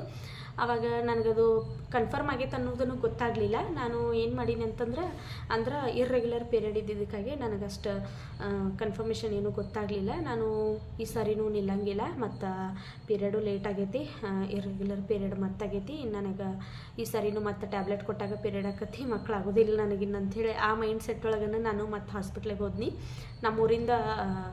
ಮೈಸೂರಿಂದ ನಮ್ಮೂರಿಗೆ ಹೋದ್ನಿ ತೋರ್ಸಕ್ಕೆ ಹೋದ್ನಿ. ಇನ್ನು ಕರೆಕ್ಟಾಗೆ 1 ತಿಂಗಳ ಮೇಲೆ 1 ವಾರ ಆಗಿತ್ತು. ಇನ್ನು ನಾಳೆ ಹಾಸ್ಪಿಟ್ಲಿಗೆ ಹೋಗಬೇಕಿತ್ತು. ಇವತ್ತಂದ್ರೆ ನಮ್ಮವ್ವ ನಾನು ಇಬ್ಬರು ಪೇಟೆಗೆ ಹೋಗಿದ್ವಿ. ಅಂದ್ರೆ ನಾನು ಬೆಳಗ್ಗೆ ಹೋಗಿದ್ನಿ ಇಲ್ಲಿಂದ ಮೈಸೂರಿಂದ, ಸಂಜೆಗೆ ಅಂದ್ರೆ ಮಾರನೇ ದಿವ್ಸಕ್ಕೆ ಹೋಗಬೇಕಿತ್ತು, ಮಂಡೇ ಹೋಗಬೇಕಿತ್ತು, ಸಂಡೇ ಹಾಸ್ಪಿಟ್ಲ್ ರಜಾ ಇತ್ತು ಅಂತೇಳಿ ನಾನು ನಮ್ಮ ಅವ್ವಗಳ ಮನ್ಯಾಗನ ಉಳ್ಕೊಂಡಿದ್ನಿ. ಸಂಜೆ ಮುಂದೆ ನಾನು ನಮ್ಮ ಅವ್ವ ನಮ್ಮ ತಂಗಿ 3 ಮಂದಿ ಪೇಟೆಗೆ ಹೋಗಿದ್ವಿ. ಪೇಟೆಗೆ ಹೋದಾಗ ಹಂಗೆ ಕಿರಾಣಿ ಎಲ್ಲ ತೊಗೊಂಡಿವಿ. ಇನ್ನು ಮಂಡೇ ಬೆಳಗ್ಗೆ ನಾನು ಹಾಸ್ಪಿಟ್ಲಿಗೆ ಹೋಗಬೇಕಿತ್ತು. ನಾ ಏನು ಹಂಗೆ ಒಂದು ಟೆಸ್ಟ್ ಕಿಟ್ ಬರ್ತಿತ್ತಲ್ಲ, ಒಂದು ತೊಗೊಂಡು ಅಲ್ಲಿ ಒಂದು 30 ರೂಪಾಯಿ ಕೊಟ್ಟು ಒಂದು ತೊಗೊಂಡು ನೋಡು ಚೆಕ್ ಮಾಡಿ ನೋಡಿರಾತು ಏನೊಂದು ಹೋದ್ರೆ 30 ರೂಪಾಯಿ ಹೊಕ್ಕವಲ್ಲ ಅಂತೇಳಿ ಒಂದು ಟೆಸ್ಟ್ ಕಿಟ್ ತೊಗೊಂಡು ನಾವು ಮನೆಗೆ ಬಂದೀವಿ. ಮನೆಗೆ ಬಂದ ನನಗೆ ಅಷ್ಟು ಕನ್ಫರ್ಮ್ ಇರಲಿಲ್ಲ, ಅಂದ್ರೆ ಕನ್ಫರ್ಮ್ ಆಕತಿ ಪ್ರೆಗ್ನೆನ್ಸಿ ಸರಿ ಅಂತೇಳಿ ಅಷ್ಟು ನನಗೆ ತಲೆಗೆ ಇರಲಿಲ್ಲ. ಅಂದ್ರೆ ಆ ಥರ ನಾನು ಎಷ್ಟು ಸರಿ ಚೆಕ್ ಮಾಡಿ ಎಷ್ಟು ಸರಿ ಅದು ನೆಗೆಟಿವ್ ಬಂದ ಭಾಳ ಸರಿ ನಾನು ಬೇಜಾರು ಮಾಡ್ಕೊಂಡಿದ್ನಿ. ಈ ಸರಿನೂ ಹಂಗೆ ಆಕ್ಕತ್ತೇನೋ ಅಂಥೇಳಿ ನಾನು ಒಂದು ಟೆಸ್ಟ್ ಕಿಟ್ನ ಸುಮ್ಮ ತೊಗೊಂಡು ಹೋಗಿ ನಾನು ಏನು ಮಾಡೀನಿ ಅಂದ್ರೆ ಮಂಡೇ ಬೆಳಗ್ಗೆ ನಾನು ಹಾಸ್ಪಿಟ್ಲಿಗೆ ಹೋಗಬೇಕಿತ್ತು. ಮಂಡೇ ಬೆಳಗ್ಗೆನ ನಾನು ಮನೆಯೊಳಗನ ಟೆಸ್ಟ್ ಮಾಡ್ಕೊಂಡು ನೋಡಿರ ನಾನು ಟೆಸ್ಟ್ ಮಾಡಿ ಅದ್ರ ಮುಂದೆ ನಾನು ಅಷ್ಟು ಹಂಗೆ ನೋಡಲೇ ಇಲ್ಲ. ನಾನು ಡ್ರಾಪ್ ಹಾಕಿ ಹಂಗೆ ಕಣ್ಣು ಮುಚ್ಕೊಂಡು ಕುಂತ್ಬಿಟ್ಟಿದ್ನಿ. ಅಂದರೆ ಈ ಸರಿನೂ ನೆಗೆಟಿವ್ ಬರ್ತತಿ ಪಾಸಿಟಿವ್ ಬರೋದಿಲ್ಲ ಅಂಥೇಳಿ ನಾನು ಸುಮ್ಮ ಕಣ್ಣು ಮುಚ್ಕೊಂಡು ಕೂತಿದ್ನಿ. ಕಣ್ಬಿಟ್ಟು ನೋಡಿರ 2 ಲೈನ್ ಬಂದುಬಿಟ್ಟವು. ನನಗೆ ಅವತ್ತು ನಾನು ಎಷ್ಟು ಖುಷಿಯಾಗಿದ್ನಿ ಅಂತಂದ್ರೆ ನಾನು ಹಂಗೆ ಜೋರು ಅಳಾಕತ್ತೀನಿ. ನನಗಂತೂ ಕಂಟ್ರೋಲ ಮಾಡೋಕ್ಕಾಗತ್ತು, ಸಿಕ್ಕಾಪಟ್ಟೆ ಅಳಾಕತ್ತೀನಿ. ಎಷ್ಟು ಅಳಾಕತ್ತಿದ್ನಿ ಅಂದ್ರೆ ನನ್ನ ಕೈಯ ಕಾಲ ಎಲ್ಲ ನಡಗಾಕತ್ತಿದ್ದು ನೋಡ್ರಿ, ಅಷ್ಟರ ಮಟ್ಟಿಗೆ ಅಳಾಕತ್ತಿದ್ನಿ. ಮತ್ತು ನನಗೆ ಅಷ್ಟು ಖುಷಿನೇ ಆಗ್ಬಿಟ್ಟಿತ್ತು. 2 ಲೈನ್ ಬಂದು ಬರತ್ಲೆ ಫುಲ್ ಖುಷಿಯಾಗೆ ನಾನು ನಮ್ಮವ್ವಾಗ ತೋರಿಸೀನಿ. ನಮ್ಮವ್ವನೂ ನೋಡಿ ಅಳಾಕತ್ಲು. ಯಾಕಂದ್ರೆ ಇಷ್ಟು ದಿವಸ ಎಲ್ಲರೂ ಮಾತಾಡಿದ್ರು ಮಕ್ಕಳು ಆಗೋದಿಲ್ಲ ಅಂಥೇಳಿ. ನನಗೂ ಅದನ್ನೆಲ್ಲ ಕೇಳಿಸ್ಕೊಂಡೆ, ಮಕ್ಕಳು ಆಗೋದಿಲ್ಲನೋ ಅಂಥೇಳಿ ನಾನು ಅಂದ್ಕೊಂಡಿದ್ನಿ. ಆಮೇಲೆ ಅದು 2 ಲೈನ್ ನೋಡಂತಲೇ ಭಾಳ ಖುಷಿ ಆಯಿತು. ಆಮೇಲೆ ಅದನ್ನು ಹಂಗೆ ಟೆಸ್ಟ್ ಮಾಡಿದ್ದು ಹಂಗೆ ಇಟ್ಕೊಂಡಾದ್ಮೇಲೆ ಹಾಸ್ಪಿಟ್ಲಿಗೆ ಹೋದ್ನಿ. ನಾನು ಒಂದು 10 ಗಂಟೆ 11 ಗಂಟೆ ಹಂಗೆ ಹಾಸ್ಪಿಟ್ಲಿಗೆ ಹೋದ್ನಿ. ಹಾಸ್ಪಿಟ್ಲಿಗೆ ಹೋಗಿ ಡಾಕ್ಟ್ರಿಗೆ ತೋರಿಸೀನಿ ಅದನ್ನು ಚೆಕ್ ಮಾಡಿದ್ದು ಅಂಥೇಳಿ. ನಮ್ಮ ಡಾಕ್ಟ್ರ್ ಅಂತೂ ಎಷ್ಟು ಖುಷಿ ಆದ್ರಂದ್ರೆ ಸಿಕ್ಕಾಪಟ್ಟೆ ಖುಷಿ ಆದ್ರೆ ಅವ್ರು ಹೇಳಿದ್ರು ನನಗೆ 3 ಮಂತ್ಸ್ ಒಳಗೆ ನಿನಗೆ ಪ್ರೆಗ್ನೆನ್ಸಿ ಕನ್ಫರ್ಮ್ ಆಗಲಿಲ್ಲ ಅಂದ್ರೆ ನಾನು ನನ್ನ ಹಾಸ್ಪಿಟ್ಲನ್ನು ಕ್ಲೋಸ್ ಮಾಡಿಬಿಡ್ತೀನಿ ಅಂತ ಹೇಳಿದ್ರು ಅವರು. ಅಷ್ಟು ಒಳ್ಳೆ ಡಾಕ್ಟ್ರು ಅವರು. ಇನ್ನೊಂದು ಸರಿ ಚೆಕ್ ಮಾಡಿರಿ ಅಂದ್ರೆ ಇಲ್ಲ ನಾ ಚೆಕ್ ಮಾಡೋಂಗಿಲ್ಲ, ಇದ್ರೊಳಗೆ ಡಾರ್ಕಾಗ ಬಂದತ್ತಿಲ್ಲ, ಇನ್ನು ಪ್ರೆಗ್ನೆನ್ಸಿ ಕನ್ಫರ್ಮ್ ಆಗೈತಿ, ಇನ್ನೇನಿದ್ರು ಬ್ಲಡ್ ಟೆಸ್ಟ್ ಸ್ಕ್ಯಾನಿಂಗ ಮತ್ತು ಟ್ಯಾಬ್ಲೆಟು ಎಲ್ಲ ಕೊಡ್ತೀನಿ ಅಂತಂದರು. ಸರಿ ಆಯ್ತು ಅಂತೇಳಿ ನನಗೆ ಹೆಂಗೆ ಅಲ್ಲಿ ಅವ್ರ ಹಾಸ್ಪಿಟ್ಲಿಗೆ ಹೋದ್ನಿಲ್ಲ ಅವಾಗ ಬ್ಲಡ್ ಟೆಸ್ಟು ಮಾಡಿಸಿರು, ಅದು ಪಾಸಿಟಿವ್ ಬಂತು. ಆಮೇಲೆ ಟ್ಯಾಬ್ಲೆಟ್ ಕೊಟ್ಟರು, ಎಲ್ಲ ಕೊಟ್ಟರು.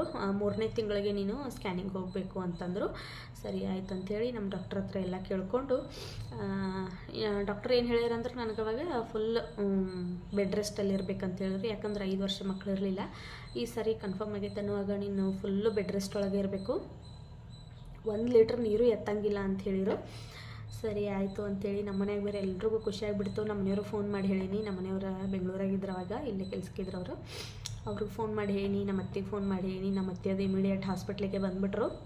ಮಳೆ ಅಂತೂ ಸಿಕ್ಕಾಪಟ್ಟೆ ಬರತ್ತಿತ್ತು ಅವಾಗ. ಆದ್ರೆ ಅವಾಗ ನಮ್ಮ ಪಾಪ ನಮ್ಮ ಅತ್ತೆ ಅದು ಎಲ್ಲರೂ ಬಂದು ಅವರು ಸರಿ ಆಯಿತು ಚಲೋ ಆಯಿತು ನೀನು ಇಲ್ಲೇ ಇರು ಅಂಥೇಳಿ ನನಗೆ ಅಲ್ಲೇ ನಮ್ಮ ತವ್ರ ಮನ್ಯಾಗನ ಬಿಟ್ಟರು. 1 ವರ್ಷ ಡೆಲಿವರಿ ಆಗೋವರೆಗೂ ನಾನು ನಮ್ಮ ತವ್ರ ಮನ್ಯಾಗ ಇದ್ನಿ. ಇನ್ನು ಮೇಲೆ ನಂದು ಪ್ರೆಗ್ನೆನ್ಸಿ ಜರ್ನಿ ಸ್ಟಾರ್ಟ್ ಆಗ್ತದೆ ನೋಡ್ರಿ. ಇಷ್ಟೊತ್ತು ಎಲ್ಲ ಆಗಿದ್ದಿದ್ದು ನಾನು ಪ್ರೆಗ್ನೆಂಟ್ ಆಗೋಕ್ಕೂ ಮುಂಚೆ ಆಗಿರುವಂಥದ್ದು ಇದು ಸ್ಟೋರಿ. ಇನ್ನು ಮೇಲೆ ನಂದು ಪ್ರೆಗ್ನೆನ್ಸಿ ಜರ್ನಿ ಸ್ಟಾರ್ಟ್ ಆಕತಿ. ಅಲ್ಲಿ ಹಾಸ್ಪಿಟ್ಲಿಂದ ಅವ್ರು ಹೇಳಿ ಕಳಿಸಿರೋ ಇನ್ನು ಹುಷಾರಾಗಿರಬೇಕು, ಆಮೇಲೆ 1 ಲೀಟ್ರ್ ನೀರು ಎತ್ತಂಗಿಲ್ಲ, ಗಾಡಿ ಮೇಲದು ಹತ್ತಂಗಿಲ್ಲ, ಏನಿಲ್ಲ ಅಂತೆಲ್ಲ ಹೇಳಿದರು. ನಾನು ಅವ್ರು ಹೆಂಗೆ ಹೇಳ್ತಾರಲ್ಲ ಹಂಗೆ ಪಾಲಿಸಿದ್ದೀನಿ. ನಮ್ಮ ಮನ್ಯಾಗಂತೂ ಡಾಕ್ಟ್ರ್ ಹೇಳ್ಯಾರ 1 ಲೀಟ್ರ್ ನೀರು ಎತ್ತಬೇಡ ಅಂತೇಳಿ, ನೀನು ಎತ್ತಬಾರ್ದು ಅಂತೇಳಿ ಕುಡಿಯೋಕ್ಕೂ ನೀರು ನನಗೆ ಗ್ಲಾಸ್ ಒಳಗೆ ಕೊಡ್ತಿದ್ರು. ಅಷ್ಟು ನನ್ನ ಹುಷಾರಾಗ ನೋಡ್ಕೊಂಡಾರು ನಮ್ಮ ಮನ್ಯಾಗ ಎಲ್ಲರೂ. ಒಂದು ಕೆಲಸ ಮಾಡಿಲ್ಲ ನಾನು 4 ತಿಂಗಳವರೆಗೂ. 4 ತಿಂಗಳು ಮುಗಿಯೋವರೆಗೂ ಅಷ್ಟೆ ಒಂದೇನು ಕೆಲಸ ಮಾಡಿಲ್ಲ. ಕುಂತಲ್ಲೇನು ನನಗೆ ಎಲ್ಲ ಮಾಡಿಕೊಡ್ತಿದ್ರು, ಹಾಸಿಗೆ ಮಾಡಿಕೊಡ್ತಿದ್ರು, ಚಹಾ ಊಟ ಮತ್ತು ಜಳಕಕ್ಕೆ ನೀರು ಎಲ್ಲನೂ ನನಗೆ ಹೋಗಿ ಅರ್ಬಿ ಸಹಿತ ಇಟ್ಕೊಡ್ತಿದ್ರು. ಅಷ್ಟು ಎಲ್ಲನೂ ಮಾಡ್ತಿದ್ರು 4 ತಿಂಗಳವರೆಗೂ. ನನಗೆ ವಾಮಿಟ್ ಇರಲಿಲ್ಲ, ಏನೂ ಇರಲಿಲ್ಲ, ಒಂಚೂರು ಯಾವುದೂ ಸಿಮ್ಟಮ್ಸ್ ಇರಲಿಲ್ಲ ನನಗೆ. ಈ ಸಿಮ್ಟಮ್ಸ್ ಇಲ್ಲದೆ ಇದ್ದಿದ್ದಕ್ಕೆ ನನಗೆ ಪ್ರೆಗ್ನೆಂಟ್ ಆಗಿದ್ದಾನೆ ಅನ್ನೋದು ಗೊತ್ತಾಗಿರಲಿಲ್ಲ. ತಲೆ ಸುತ್ತು ಮಾತ್ರ ಸ್ಟಾರ್ಟ್ ಆಯಿತು. ಅದು ಯಾವಾಗಿಂದ ಅಂದ್ರೆ 4 ತಿಂಗಳು ಮುಗಿದಾದ್ಮೇಲೆ ಒಂದು 12 ಗಂಟೆ ಮೇಲೆ ನನಗೆ ತಲೆ ಸುತ್ತಕ್ಕೆ ಸ್ಟಾರ್ಟ್ ಆಗ್ತಿತ್ತು. ಒಂದು ಅರ್ಧ ಗಂಟೆ ತಲೆ ಸುತ್ತು ಬರ್ತಿತ್ತು. ಅವಾಗ ನಾನು ಸುಮ್ಮ ಮಲ್ಕೊಂಡ್ಬಿಡ್ತಿದ್ದೆ. ಅದು ಬಿಟ್ಟರೆ ನನಗೆ ಯಾವುದೇ ಥರ ವಾಮಿಟ್ ಆಗೋದಾಗಲಿ ಮತ್ತು ಇವಾಗ ಸ್ಮೆಲ್ ಒಗ್ಗರಣೆ ಹಾಕುವಾಗೋದು ಸ್ಮೆಲ್ ಆಗೋದಿಲ್ಲ ಒಬ್ಬೊಬ್ಬರಿಗೆ. ಆ ಥರ ಎಲ್ಲ ಏನೂ ಆಗಿಲ್ಲ ನನಗೆ. ಆರಾಮಾಗಿ ತಿನ್ಕೊಂಡು ಇದ್ದೀನಿ ನಾನು. ಹೀಗೆಲ್ಲ ನನಗೆ ಸಿಮ್ಟಮ್ಸ್ ಏನೂ ಇರಲಿಕ್ಕೆ ನಮ್ಮ ಮನೆಯವ್ರು ಫೋನ್ ಮಾಡಿದಾಗ ಒಂದು ಸರಿ ಕೇಳೋರು, ಕರೆಕ್ಟಾಗಿ ಕನ್ಫರ್ಮ್ ಆಗೈತೋ ಇಲ್ಲೋ ನೋಡು, ಪ್ರೆಗ್ನೆಂಟ್ ಅದೆಯೋ ಇಲ್ಲೋ ನೋಡು, ಮತ್ತು ಏನೂ ವಾಮಿಟ್ ಇಲ್ಲ ಏನೂ ಇಲ್ಲ ಅಂತ ನಮ್ಮ ಮನೆಯವ್ರು ಫೋನ್ ಮಾಡಿದಾಗೆಲ್ಲ ಕೇಳೋರು ನನಗೆ. ಆಮೇಲೆ ಒಂದು 3 ತಿಂಗಳಾಗಿತ್ತು. ಆವಾಗ ಬಂದರು ಅವರು, ನಮ್ಮ ಮನೆಯವರು ಬೆಟ್ಟಾದ್ರ ಅಂತೇಳಿ ಬಂದರು. ಅಂದರೆ ನಾನು ಬರೀ ಹಾಸ್ಪಿಟ್ಲಿಗೆ ತೋರಿಸ್ಕೊಂಡು ಬರ್ತೇನೆ ಅಂಥೇಳಿ ಬಂದಕ್ಕೆ ಇಲ್ಲೇ ಉಳಿದು ಬಿಟ್ಟಿಲ್ಲ. ನಮ್ಮ ಮನೆಯವರು ಒಂದು 3 ತಿಂಗಳಾದ್ಮೇಲೆ ಬಂದರು. ಆವಾಗ ನನಗೆ 2 ತಿಂಗಳು ಮುಗಿದು 3 ಆಗಿತ್ತು. ನಮ್ಮ ಮನೆಯವ್ರಿಗೆ ಒಂಥರ ಭಯ, ಕನ್ಫರ್ಮ್ ಆಗೈತೋ ಇಲ್ಲೋ, ಏನು ವಾಮಿಟ್ ಇಲ್ಲ ಈಕೆಗೆ, ಏನೂ ಇಲ್ಲ, ಆರಾಮಾಗಿ ಅದಾಳು, ಇನ್ನೊಂದು ಸರಿ ಚೆಕ್ ಮಾಡೋಣ ನಾವು ಅಂಥೇಳಿ ಅವರು ಇನ್ನೊಂದು ಟೆಸ್ಟ್ ಕಿಟ್ನ ತೊಗೊಂಡು ಬಂದರು. ನಮ್ಮ ಮನೆಯಾಗೆಲ್ಲ ನಾ ಥರ ಹಾಸ್ಪಿಟ್ಲಿಗೆ ತೋರಿಸಿದ್ದೀವಿ, ಎಲ್ಲ ಮಾಡಿದ್ದೀವಿ, ಡಾಕ್ಟ್ರ ಕನ್ಫರ್ಮ್ ಅಂದಾರು. ಆದರೂ ಯಾಕೆ ಅಂತಂದ್ರೆ ನಮ್ಮ ಮನೆಯವ್ರು ಇರಲಿ ಅದಕ್ಕೇನಂತ ಒಂದು ತೊಗೊಂಡು ಬರ್ತೀನಿ, ಚೆಕ್ ಮಾಡಿಬಿಡಲಿ ಅಂತಂತಂದರು. ಸರಿ ಆಯಿತು ಅಂತ ಒಂದು ಟೆಸ್ಟ್ ಕಿಟ್ ತೊಗೊಂಡು ಬಂದ್ರು ಅವ್ರು. ಆವಾಗ ಚೆಕ್ ಮಾಡಿದ್ದೀವಿ, ಅದು ಪಾಸಿಟಿವ್ ಅನ್ನೋ ಬಂತು. ಅವಾಗ ನಮ್ಮ ಮನೆಯವ್ರಿಗೆ ಒಂಥರ ಕನ್ಫರ್ಮ್ ಆದಂಗೆ ಆಯಿತು. 4 ತಿಂಗಳು ಒಂದು ವಾರ ಬಂದಿದ್ರು ಅವರಷ್ಟ, 3 ಆಗಿದ್ದಾಗ. ಬಂದಾದ್ಮೇಲೆ ಅವ್ರು 1 ವಾರ ಇದ್ದು ಮತ್ತು ವಾಪಸ್ ಬೆಂಗಳೂರಿಗೆ ಹೋದರು. ನಾನು ಅಲ್ಲೇ ಇದ್ನಿ. ಮತ್ತು 4 ತಿಂಗಳಿಗೆ ನನಗೆ ನಮ್ಮ ಕಡೆ ಕಳ್ಕುಬ್ಸ ಅಂತ ಮಾಡ್ತಾರೋ, 4 ತಿಂಗಳಿಗೆ ಕಳ್ಕುಬ್ಸಾನು ಮಾಡಿರು. ಅದು ಎಲ್ಲ ಚಲೋ ಆಯಿತು ಫಂಕ್ಷನ್. ಆಮೇಲೆ 4 ತಿಂಗಳು 5 ತಿಂಗಳೂ ನಾನು ನಮ್ಮ ಊರಾಗನೇ ಇದ್ದೆ. 5 ತಿಂಗಳು ಇನ್ನೇನು ಮುಗಿಯಾಕ 1 ವಾರ ಐತೆ ಅನ್ನುವಾಗ ಸೀಮಂತ ಇಟ್ಕೊಂಡ್ರು ಮನ್ಯಾಗ, ನಮ್ಮ ಗಂಡ ಮನೆಗೆ ಇಟ್ಕೊಂಡ್ರು. ಆವಾಗ ನನ್ನನ್ನು ಇಲ್ಲಿ ನಮ್ಮ ತವ್ರ ಮನೆಯಿಂದ ಗಂಡ ಮನೆಗೆ ಕರ್ಕೊಂಡೋದ್ರು. ಗಂಡ ಮನೆಗೆ ಕರ್ಕೊಂಡೋಗಿ ಅಲ್ಲಿ ಸೀಮಂತ ಎಲ್ಲ ಮಾಡಿ ಮುಗಿಸಿರು. 5 ತಿಂಗಳು ಮುಗಿಯೋಕೆ 1 ವಾರ ಇತ್ತು. ಅವಾಗ ದಿನ ಚಲೋ ಇಲ್ಲ ಅಂಥೇಳಿ ಅವಾಗ 5ರಾಗನ ಕುಬ್ಸ ಮಾಡಿಬಿಟ್ರು. ಆಮೇಲೆ ಕುಬ್ಸ ಮುಗಿಸಿ, ಅಂದರೆ ಸೀಮಂತ ಮುಗಿಸಿ ನಮ್ಮ ಮನೆಯವ್ರು ವಾಪಸ್ ಬರುವಾಗ ನನ್ನ ಮತ್ತೆ ಮೈಸೂರಿಗೆ ಕರ್ಕೊಂಡು ಬಂದರು. ನಮ್ಮ ಮನ್ಯಾಗಂತೂ ನಮ್ಮ ಅತ್ತಿ ಬೈಯಾತಿದ್ರು, ಆಕಿನ ಇಷ್ಟು ಹುಷಾರಾಗಿ ನೋಡ್ಕೊಂಡಿವಿ ನಾವು, ನೀ ಅಲ್ಲಿ ಕರ್ಕೊಂಡೋಗಿ ಏನಾರ ಮಾಡಿದೆ ಅಂದ್ರೆ ನೀನು ಬಿಡೋದನ್ನ ಇಲ್ಲ ಅಂತೇಳಿ ನಮ್ಮ ಅತ್ತಿ ನಮ್ಮ ಮನೆಯವ್ರಿಗೆಲ್ಲ ವಜಾಕಿದ್ರು. ನಮ್ಮ ಮನೆಯವ್ರು ಇಲ್ಲ, ಒಂದು 15 ದಿವಸ ಬರಲಿ ಅಷ್ಟೇ, ಅಲ್ಲೂ ಫ್ರೆಂಡ್ಸ್ ಭಾಳ ದಾರಕಿಗೆ ಎಲ್ಲ ಕೇಳತ್ತಿರ್ತಾರೋ, ಒಂದು 15 ದಿವಸ ಕರ್ಕೊಂಡೋಗಿ ಬರ್ತೇನೆ ಅಂಥೇಳಿ ನನ್ನನ್ನು ಕರ್ಕೊಂಡು ಮೈಸೂರಿಗೆ ಬಂದರು. ಮೈಸೂರಿಗೆ ಬಂದಾದ್ಮೇಲೆ ಅಲ್ಲಿ ನನ್ನ ಫ್ರೆಂಡ್ಸ್ ಎಲ್ಲ ನನ್ನಂತೂ ಭಾಳ ಚಲೋ ನೋಡಿಕೊಂಡ್ರು. ನನಗೆಲ್ಲ ಏನು ಬೇಕಲ್ಲ ಅದನ್ನೆಲ್ಲ ತಿನ್ನಕ್ಕೆ ಅವರೇ ತಂದು ಕೊಡ್ತಿದ್ರು. ಆಮೇಲೆ ನನಗೆ ಹೊರಗಡೆ ಏನಾರು ತಿನ್ನುವಂಗೆ ಆತಂದ್ರು ಅಷ್ಟು ಅವರೇ ಕರ್ಕೊಂಡೋಗಿ ತಿನ್ನಿಸ್ತಿದ್ರು. ಎಲ್ಲ ನಂದು ಏನೇನು ಒಟ್ಟು ಮೈಸೂರಾಗ ಯಾವ್ಯಾವ ಪ್ಲೇಸಲ್ಲಿ ಏನೇನು ತಿನ್ಬೇಕಂತ ನನ್ನ ಆಸೆ ಇತ್ತಲ್ಲ ಎಲ್ಲನೂ ನನ್ನ ಫ್ರೆಂಡ್ಸು ನಮ್ಮ ಮನೆಯವರು ಎಲ್ಲನೂ ನನಗೆ ಕೊಡಿಸಿ 15 ದಿವಸ ಅಲ್ಲಿ ಆರಾಮಾಗೆ ಇದ್ದು ನೋಡ್ರಿ. ನಾನು 15 ದಿವಸ ಇದ್ದು 15 ದಿವಸ ಮುಗ್ದಾದ್ಮೇಲೆ ಮತ್ತೆ ನಮ್ಮೂರಿಗೆ ಹೋದ್ನಿ.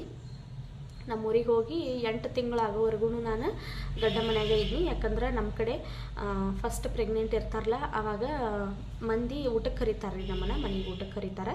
ತವ್ರ ಮನೆಯಾಗಲಿ ಗಂಡ ಮನೆಯಾಗಲಿ ಫಸ್ಟ್ ಪಾಪು ಏನು ನಾವು ಪ್ರೆಗ್ನೆಂಟ್ ಇರ್ತೀವಲ್ಲ ಆವಾಗ ಊಟಕ್ಕೆ ಕರೀತಾರೋ. ಹಂಗೆ ನಾನು ಒಂದು 8 ತಿಂಗಳವರೆಗೂ ನಮ್ಮ ಅತ್ತೆ ಮನೆಯಾಗಿದ್ನಲ್ಲ, ಅಲ್ಲಿ ಎಲ್ಲ ಮನೆಯಿಂದ ತೆಗಿನವರು ಫ್ರೆಂಡ್ಸು ಎಲ್ಲರೂ ಹಿಂಗೆ ಊಟಕ್ಕೆ ಕರೀತಿದ್ರು. ಅಲ್ಲಿ ದಿನ ಹೋಗಿದ್ದು ನಾನು 8 ತಿಂಗಳವರೆಗೂ ಇದ್ನಿ. 8 ತಿಂಗಳು ಮುಗಿದಿದ್ದು 8 ತಿಂಗಳು ಮುಗಿದು ಒಂದು 2 ದಿವಸ ಏನೋ ಆಗಿತ್ತಷ್ಟ. ಆವಾಗ 8 ತಿಂಗಳಲ್ಲ 7 ತಿಂಗಳು ಮುಗಿದು ಒಂದು 2-3 ದಿವಸ ಆಗಿತ್ತಷ್ಟ. 8ರಾಗ ಬಿದ್ದಿತ್ತು. ಅವಾಗ ನಮ್ಮ ಅತ್ತೆ ನನ್ನ ತವ್ರ ಮನೆಗೆ ಕಳಿಸ್ಕೊಟ್ರು. ತವ್ರ ಮನೆಗೆ ಹೋದ್ನಿ ನಾನು 8ರಾಗ ಬಿದ್ದಾಗ. 8ರಾಗ ಹೋದಾಕಿ ಹೊಳ್ಳಿ ಸಾನ್ವಿ 5 ತಿಂಗಳಾಗೋವರೆಗೂ 4 ತಿಂಗಳು ಮುಗಿದು 5ರಾಗ ಬೀಳೋವರೆಗೂ ನಾನು ತವ್ರ ಮನೆಗೆ ಇದ್ನಿ. 8 ತಿಂಗಳಿಗೆ ಹೋದ್ನಿ. ಹೋದಾದ್ಮೇಲೆ ಅಲ್ಲಿ ನಮ್ಮೂರಾಗೆಲ್ಲರೂ ಊಟಕ್ಕೆ ಕರೆಯೋಕೆ ಹೀಗೆಲ್ಲ ದಿನ ಕರ್ಕೊಂಡು ಹೋಗಿದ್ರು. ಅಲ್ಲಿನೂ ಅಷ್ಟೇ ಎಲ್ಲರ ಮನೆಗೆ ಊಟಕ್ಕೆ ಹೋಗ್ತಿದ್ನಿ. ಅಲ್ಲಂತೂ ಮುಂಚೆ ನನಗೇನು ಕೆಲಸನ ಹಚ್ತಿರ್ಲಿಲ್ಲ. ಅಲ್ಲಿ ಆರಾಮಾಗಿ ತಿನ್ಕೊಂಡು ಎಲ್ಲ ಇದ್ನಿ. ನನಗೆ ಸಿಕ್ಕಾಪಟ್ಟೆ ಹೊಟ್ಟಿತ್ತವಾಗ, ನಾನು ಫುಲ್ ದಪ್ಪಾಗಿಬಿಟ್ಟಿದ್ನಿ. ಮತ್ತು ಎಲ್ಲ ಊರಿನವ್ರೆಲ್ಲರೂ ಅಡುಗೆ ಎಲ್ಲ ಮಾಡ್ಕೊಂಡು ಬರ್ತಿದ್ರು ಮನೆಗೆ. ದಿನ ಒಬ್ರು ಯಾರಾದರೂ ಊರಿನವ್ರು ಅಡುಗೆ ಮಾಡ್ಕೊಂಡು ಬರ್ತಿದ್ರು. ಆರಾಮಾಗಿ ಉಣ್ಕೊಂಡು ತಿನ್ಕೊಂಡು ಒಂದು 8 ತಿಂಗಳೂ ಮುಗೀತು. 9ರಾಗ ಬಿತ್ತು. 9ರಾಗ ಬಿದ್ದಾಗ ನನಗಂತೂ ಸಿಕ್ಕಾಪಟ್ಟೆ ತ್ರಾಸಾಗೋದು. ಅಂದ್ರೆ ಭಾಳ ಹೊಟ್ಟಿತ್ತು ಮತ್ತು ಭಾಳ ಬಿಸಿಲಿತ್ತು. ಅವಾಗ ನಾನಂತೂ ದಪ್ಪಾಗಿಬಿಟ್ಟಿದ್ನಲ್ಲ, ನನಗೆ ಬೇಸರ ಆಗಿಬಿಟ್ಟಿತ್ತು. ಆ ಹೊಟ್ಟೆ ಹೊತ್ಕೊಂಡು ಸುತ್ತಾಡೋದು ನನಗೊಂಥರ ಭಾಳ ಬೇಸರ ಆಗಿಬಿಟ್ಟಿತ್ತು. ಅಂದ್ರೆ ಇನ್ನು ಪ್ರೆಗ್ನೆಂಟ್ ಆಗೋಕ್ಕೂ ಮುಂಚೆ ಅನ್ನಿಸ್ತಿತ್ತು ಆ ಥರ ಹೊಟ್ಟಿದ್ರೆ ಎಷ್ಟು ಚಂದಲ್ಲ, ಹಿಂಗಂತೆಲ್ಲ ಅನ್ನಿಸ್ತಿತ್ತು. ಆದ್ರೆ ಅಲ್ಲಿ ಆ ಸಿಚುವೇಶನ್ಗೆ ಹೋದಾಗ ನನಗೆ ಯಾವಾಗ ಡೆಲಿವರಿ ಆಕತಿ, ಯಾವಾಗ ನಾ ಮೊದಲಿನಂಗೆ ಅಡ್ಡಾಡ್ತೀನಿ ಅಂತ ಅನಿಸ್ಬಿಟ್ಟಿತ್ತು. ಅಂದ್ರೆ ಸ್ವಲ್ಪ ಹೊಟ್ಟೆ ಇದ್ರೆ ಏನು ಅನ್ಸೋಂಗಿಲ್ಲ, ಜಾಸ್ತಿ ಹೊಟ್ಟೆ ಇದ್ದಿದ್ದಕ್ಕಾಗಿ ನನಗೊಂಥರ ಬಿಸಿಲು ಭಾಳ ಇದ್ದಿದ್ದಕ್ಕೆ ಭಾಳ ಬೇಸರದಂಗೆ ಆಗ್ತಿತ್ತು. ನಾನು ಒಂದು ದಿವಸ ನಮ್ಮ ದೊಡ್ಡವುಗಳಿಬ್ಬರು ಅಡುಗೆ ಮಾಡ್ಕೊಂಡು ಬಂದಿದ್ರು ನಮ್ಮ ಮನೆಗೆ. ಅಡುಗೆ ಮಾಡ್ಕೊಂಡು ಬಂದಾಗ ನಾನಂತೂ ಫುಲ್ ಅಳಕತ್ಬಿಟ್ಟಿದ್ನಿ. ನನಗಂತೂ ಆಗೋದಿಲ್ಲ, ಇವಾಗ ಕರ್ಕೊಂಡೋಗಿ ನಾನು ಸಿಸರೇನ್ ಮಾಡಿಸ್ಬಿಡ್ರಿ, ಹೆಂಗಾದರೂ 8 ತಿಂಗಳು ಮುಗಿದವು, 9ರಾಗ ಬಿದ್ದತಿ, ಈಗ ನನಗೆ ಸಿಸರೇನ್ ಮಾಡಿಸ್ಬಿಡ್ರಿ ಅಂತ ಅಳಕತ್ತಿದ್ದಾನೆ. ಅಷ್ಟರ ಮಟ್ಟಿಗೆ ತ್ರಾಸಾಗಿತ್ತು. 9 ತಿಂಗಳ ಮುಗ್ಯಾಕ ಇನ್ನೊಂದು ವಾರೇನೂ ಇತ್ತು. ಆವಾಗ ಕೋವಿಡ್ ಬಂತು. ಆವಾಗಂತೂ ಸಿಕ್ಕಾಪಟ್ಟೆ ಎಲ್ರಿಗೂ ಗೊತ್ತಾ ಫಸ್ಟ್ ವೇವಲ್ಲಿ ಎಷ್ಟು ಸ್ಟ್ರಿಕ್ಟ್ ಆಗಿತ್ತು ಅಂಥೇಳಿ. ಆವಾಗ ನಾನು ನೋಡ್ರಿ ನಂದು ಪ್ರೆಗ್ನೆನ್ಸಿ ಆವಾಗ 9 ತಿಂಗಳು ಮುಗಿಯಾಕೆ ಇನ್ನೊಂದು ವಾರ ಇತ್ತಷ್ಟ. ಅಂದ್ರೆ ನನಗೆ ಏಪ್ರಿಲ್ 9ನೇ ತಾರೀಕಿಗೆ ಡೇಟ್ ಕೊಟ್ಟಿದ್ರು. ನನಗೆ ಮಾರ್ಚ್ 22ಕ್ಕೇನೋ ಲಾಕ್ಡೌನ್ ಮಾಡಿಬಿಟ್ರು ಫುಲ್. ಮಾರ್ಚ್ 22ಕ್ಕೆ ಲಾಕ್ಡೌನ್ ಆಯಿತು. ನಮ್ಮ ಮನೆಯವರು ಬಂದರು ಬೆಂಗಳೂರಿಂದ. ಯಾಕಂದ್ರೆ ಕೋವಿಡ್ ಇರೋದ್ರಿಂದ ಬೇರೆ ಗಾಡಿ ಒಳಗೆಲ್ಲ ಇವಾಗ ಪೇನ್ ಯಾವಾಗ ಸ್ಟಾರ್ಟ್ ಆಗ್ತಾವೆ ಹೇಳಕ್ಕೆ ಬರೋದಿಲ್ಲ. ಬೇರೆ ಗಾಡಿ ಒಳಗೆಲ್ಲ ಕರ್ಕೊಂಡು ಹೋಗ್ಬೇಕಾಕತಿ ಬ್ಯಾಡ ಅಂತೇಳಿ ಅವ್ರದ್ದು ಇಲ್ಲೆಲ್ಲ ರಜಾ ಕೊಟ್ಬಿಟ್ರು. ಅವರು ನಮ್ಮೂರಿಗೆ ಬಂದರು. ನಮ್ದು ಗಾಡಿ ಐತಲ್ಲ ಆ ಗಾಡಿನ ತೊಗೊಂಡು ಬಂದ ನಮ್ಮ ಅವ್ವನ ಮನೆ ಅಂತೇಳಿ ನಿಲ್ಲಿಸಿರು ನಮ್ಮ ಮನೆಯವರು. ಅಂದ್ರೆ ಯಾವಾಗ ಪೇನ್ ಬಂದ್ರೂ ಆರಾಮಾಗಿ ನಾವು ಹಾಸ್ಪಿಟ್ಲಿಗೆ ಕರ್ಕೊಂಡು ಹೋಗ್ಬೋದು ಅಂಥೇಳಿ. ನಮ್ಮ ಡಾಕ್ಟರ್ ನನಗೆ ಹೇಳಿದರು, ನೀನು ಯಾವ ಗೌರ್ಮೆಂಟ್ ಹಾಸ್ಪಿಟ್ಲಿಗೂ ಹೋಗಂಗಿಲ್ಲ, ಯಾಕಂದ್ರೆ ಭಾಳ ಸಿಕ್ಕಾಪಟ್ಟೆ ಏನದು ಖರ್ಚು ಮಾಡಿ ಇಷ್ಟೆಲ್ಲ ಕಷ್ಟಪಟ್ಟು ಪ್ರೆಗ್ನೆಂಟ್ ಅದಿ, ಗೌರ್ಮೆಂಟ್ ಹಾಸ್ಪಿಟ್ಲಿಗೆಲ್ಲ ಹೋಗಬೇಡ. ಮತ್ತು ನಾರ್ಮಲ್ ಡೆಲಿವರಿ ಅಂತೂ ನಿನಗೆ ಆಗೋದೇ ಇಲ್ಲ, ಸಿಸರೇನ್ ಆಗ್ತತಿ, ನೀನು ಬೆಳಗಾವ್ಕನ ಹೋಗ್ಬೇಕಂತ ನನಗೆ ಹೇಳಿದರು. ನಾವು ಸರಿ ಆಯಿತು ಹೋಗ್ತೀವಿ ಅಂತಲೇ ಹೇಳಿದ್ವಿ. ಲಾಸ್ಟ್ ಚೆಕಪ್ ನಮ್ಮ ಡಾಕ್ಟ್ರ್ ಹತ್ರ ಹೋದಾಗ ಅವ್ರು ಅದೇ ಅಂದಿದ್ದು, ನಿಂಗೆ ನಾರ್ಮಲ್ ಆಗೋದಿಲ್ಲ, ಸಿಸರೇನ್ ಆಗ್ತತಿ, ನೀನು ವೆಯ್ಟ್ ಮಾಡಬೇಡ. ಡಾಕ್ಟ್ರುಗಳು ಹೇಳ್ತಾರೋ ನಾರ್ಮಲ್ ಮಾಡಿಸ್ಕೋತೀವಿ, ವೆಯ್ಟ್ ಮಾಡಿರಿ ಅಂತಾರೋ, ನೀವು ವೆಯ್ಟ್ ಮಾಡೋ ಹಾಗಿಲ್ಲ, ನೀವು ಸಿಸರೇನ್ನ ಮಾಡಿರಿ ಅಂತೇಳಿ ಮಾಡಿ ಡೆಲಿವರಿ ಮಾಡಿಸ್ಕೋಬೇಕು ಅಂತ ಹೇಳಿ ಕಳಿಸಿದ್ರು. ಸರಿ ಆಯ್ತು ಅಂತೇಳಿ ನಾವು ಬಂದಿದ್ದೀವಿ. 9 ತಿಂಗಳು ಮುಗಿದು ಇನ್ನೂ 9 ದಿವಸ ಇರ್ತತಲ್ಲ, 9 ದಿವಸ ಹಂಗೆ ನಾನು ಮೈಂಡ್ ಒಳಗೆ ಫಿಕ್ಸ್ ಮಾಡ್ಕೊಂಡಿನಿ. 9 ತಿಂಗಳು ಮುಗಿದು ಇನ್ನು 9 ದಿವಸ ಐತಪ್ಪ ಟೈಮು ಡೆಲಿವರಿಗೆ ಅಂಥೇಳಿ ಹಿಂಗೆ ಅಂದ್ಕೊಂಡಿದ್ದಿ. 9 ದಿವಸ ಮುಗಿದು ಮೊದಲನೇ ದಿವಸ ಬಿತ್ತು. ಅಂದ್ರೆ ನಿನ್ನೆಗೆ 9 ತಿಂಗಳು ಮುಗಿದು ಇವತ್ತಿಗೆ, ಅವಾಗೆಲ್ಲ ನಮ್ಮ ಮನೆಯವರು ಬಂದಿದ್ದರು. ಇವತ್ತಿನ ದಿವಸ ಒಂಥರ ಸ್ವಲ್ಪ ನನಗೆ ಸುಸ್ತಾದಂಗೆ ಇತ್ತು. ಅದಕ್ಕೆ ಅದಕ್ಕೆ 9 ತಿಂಗಳು ಮುಗಿಯೋಕ್ಕೂ ಒಂದು 2 ದಿವಸ ಮುಂಚೆನೇ ನನಗೆ ಸಿಕ್ಕಾಪಟ್ಟೆ ತ್ರಾಸಾಗಿತ್ತು. ಅಂದ್ರೆ ಅವಾಗ ಡೆಲಿವರಿ ಎಲ್ಲಿ ಆಗಿಬಿಡ್ತತ್ತು ಅನ್ನೋ ಹಂಗೆ ಆಗಿಬಿಟ್ಟಿತ್ತು. ಅದಾದಮೇಲೆ ಒಂದು 3-4 ಅವರ್ಸ್ ಆದಮೇಲೆ ಅದು ಕಡಿಮೆ ಆಗಿಬಿಡ್ತು. ಅವಾಗೇನು ಹಂಗಾಗ್ತತಿ ಡೆಲಿವರಿ ಆಗೋಕ್ಕೂ ಮುಂಚೆ ಅಂಥೇಳಿ ಹಂಗೆಲ್ಲರೂ ಅನ್ನಕತ್ತರು.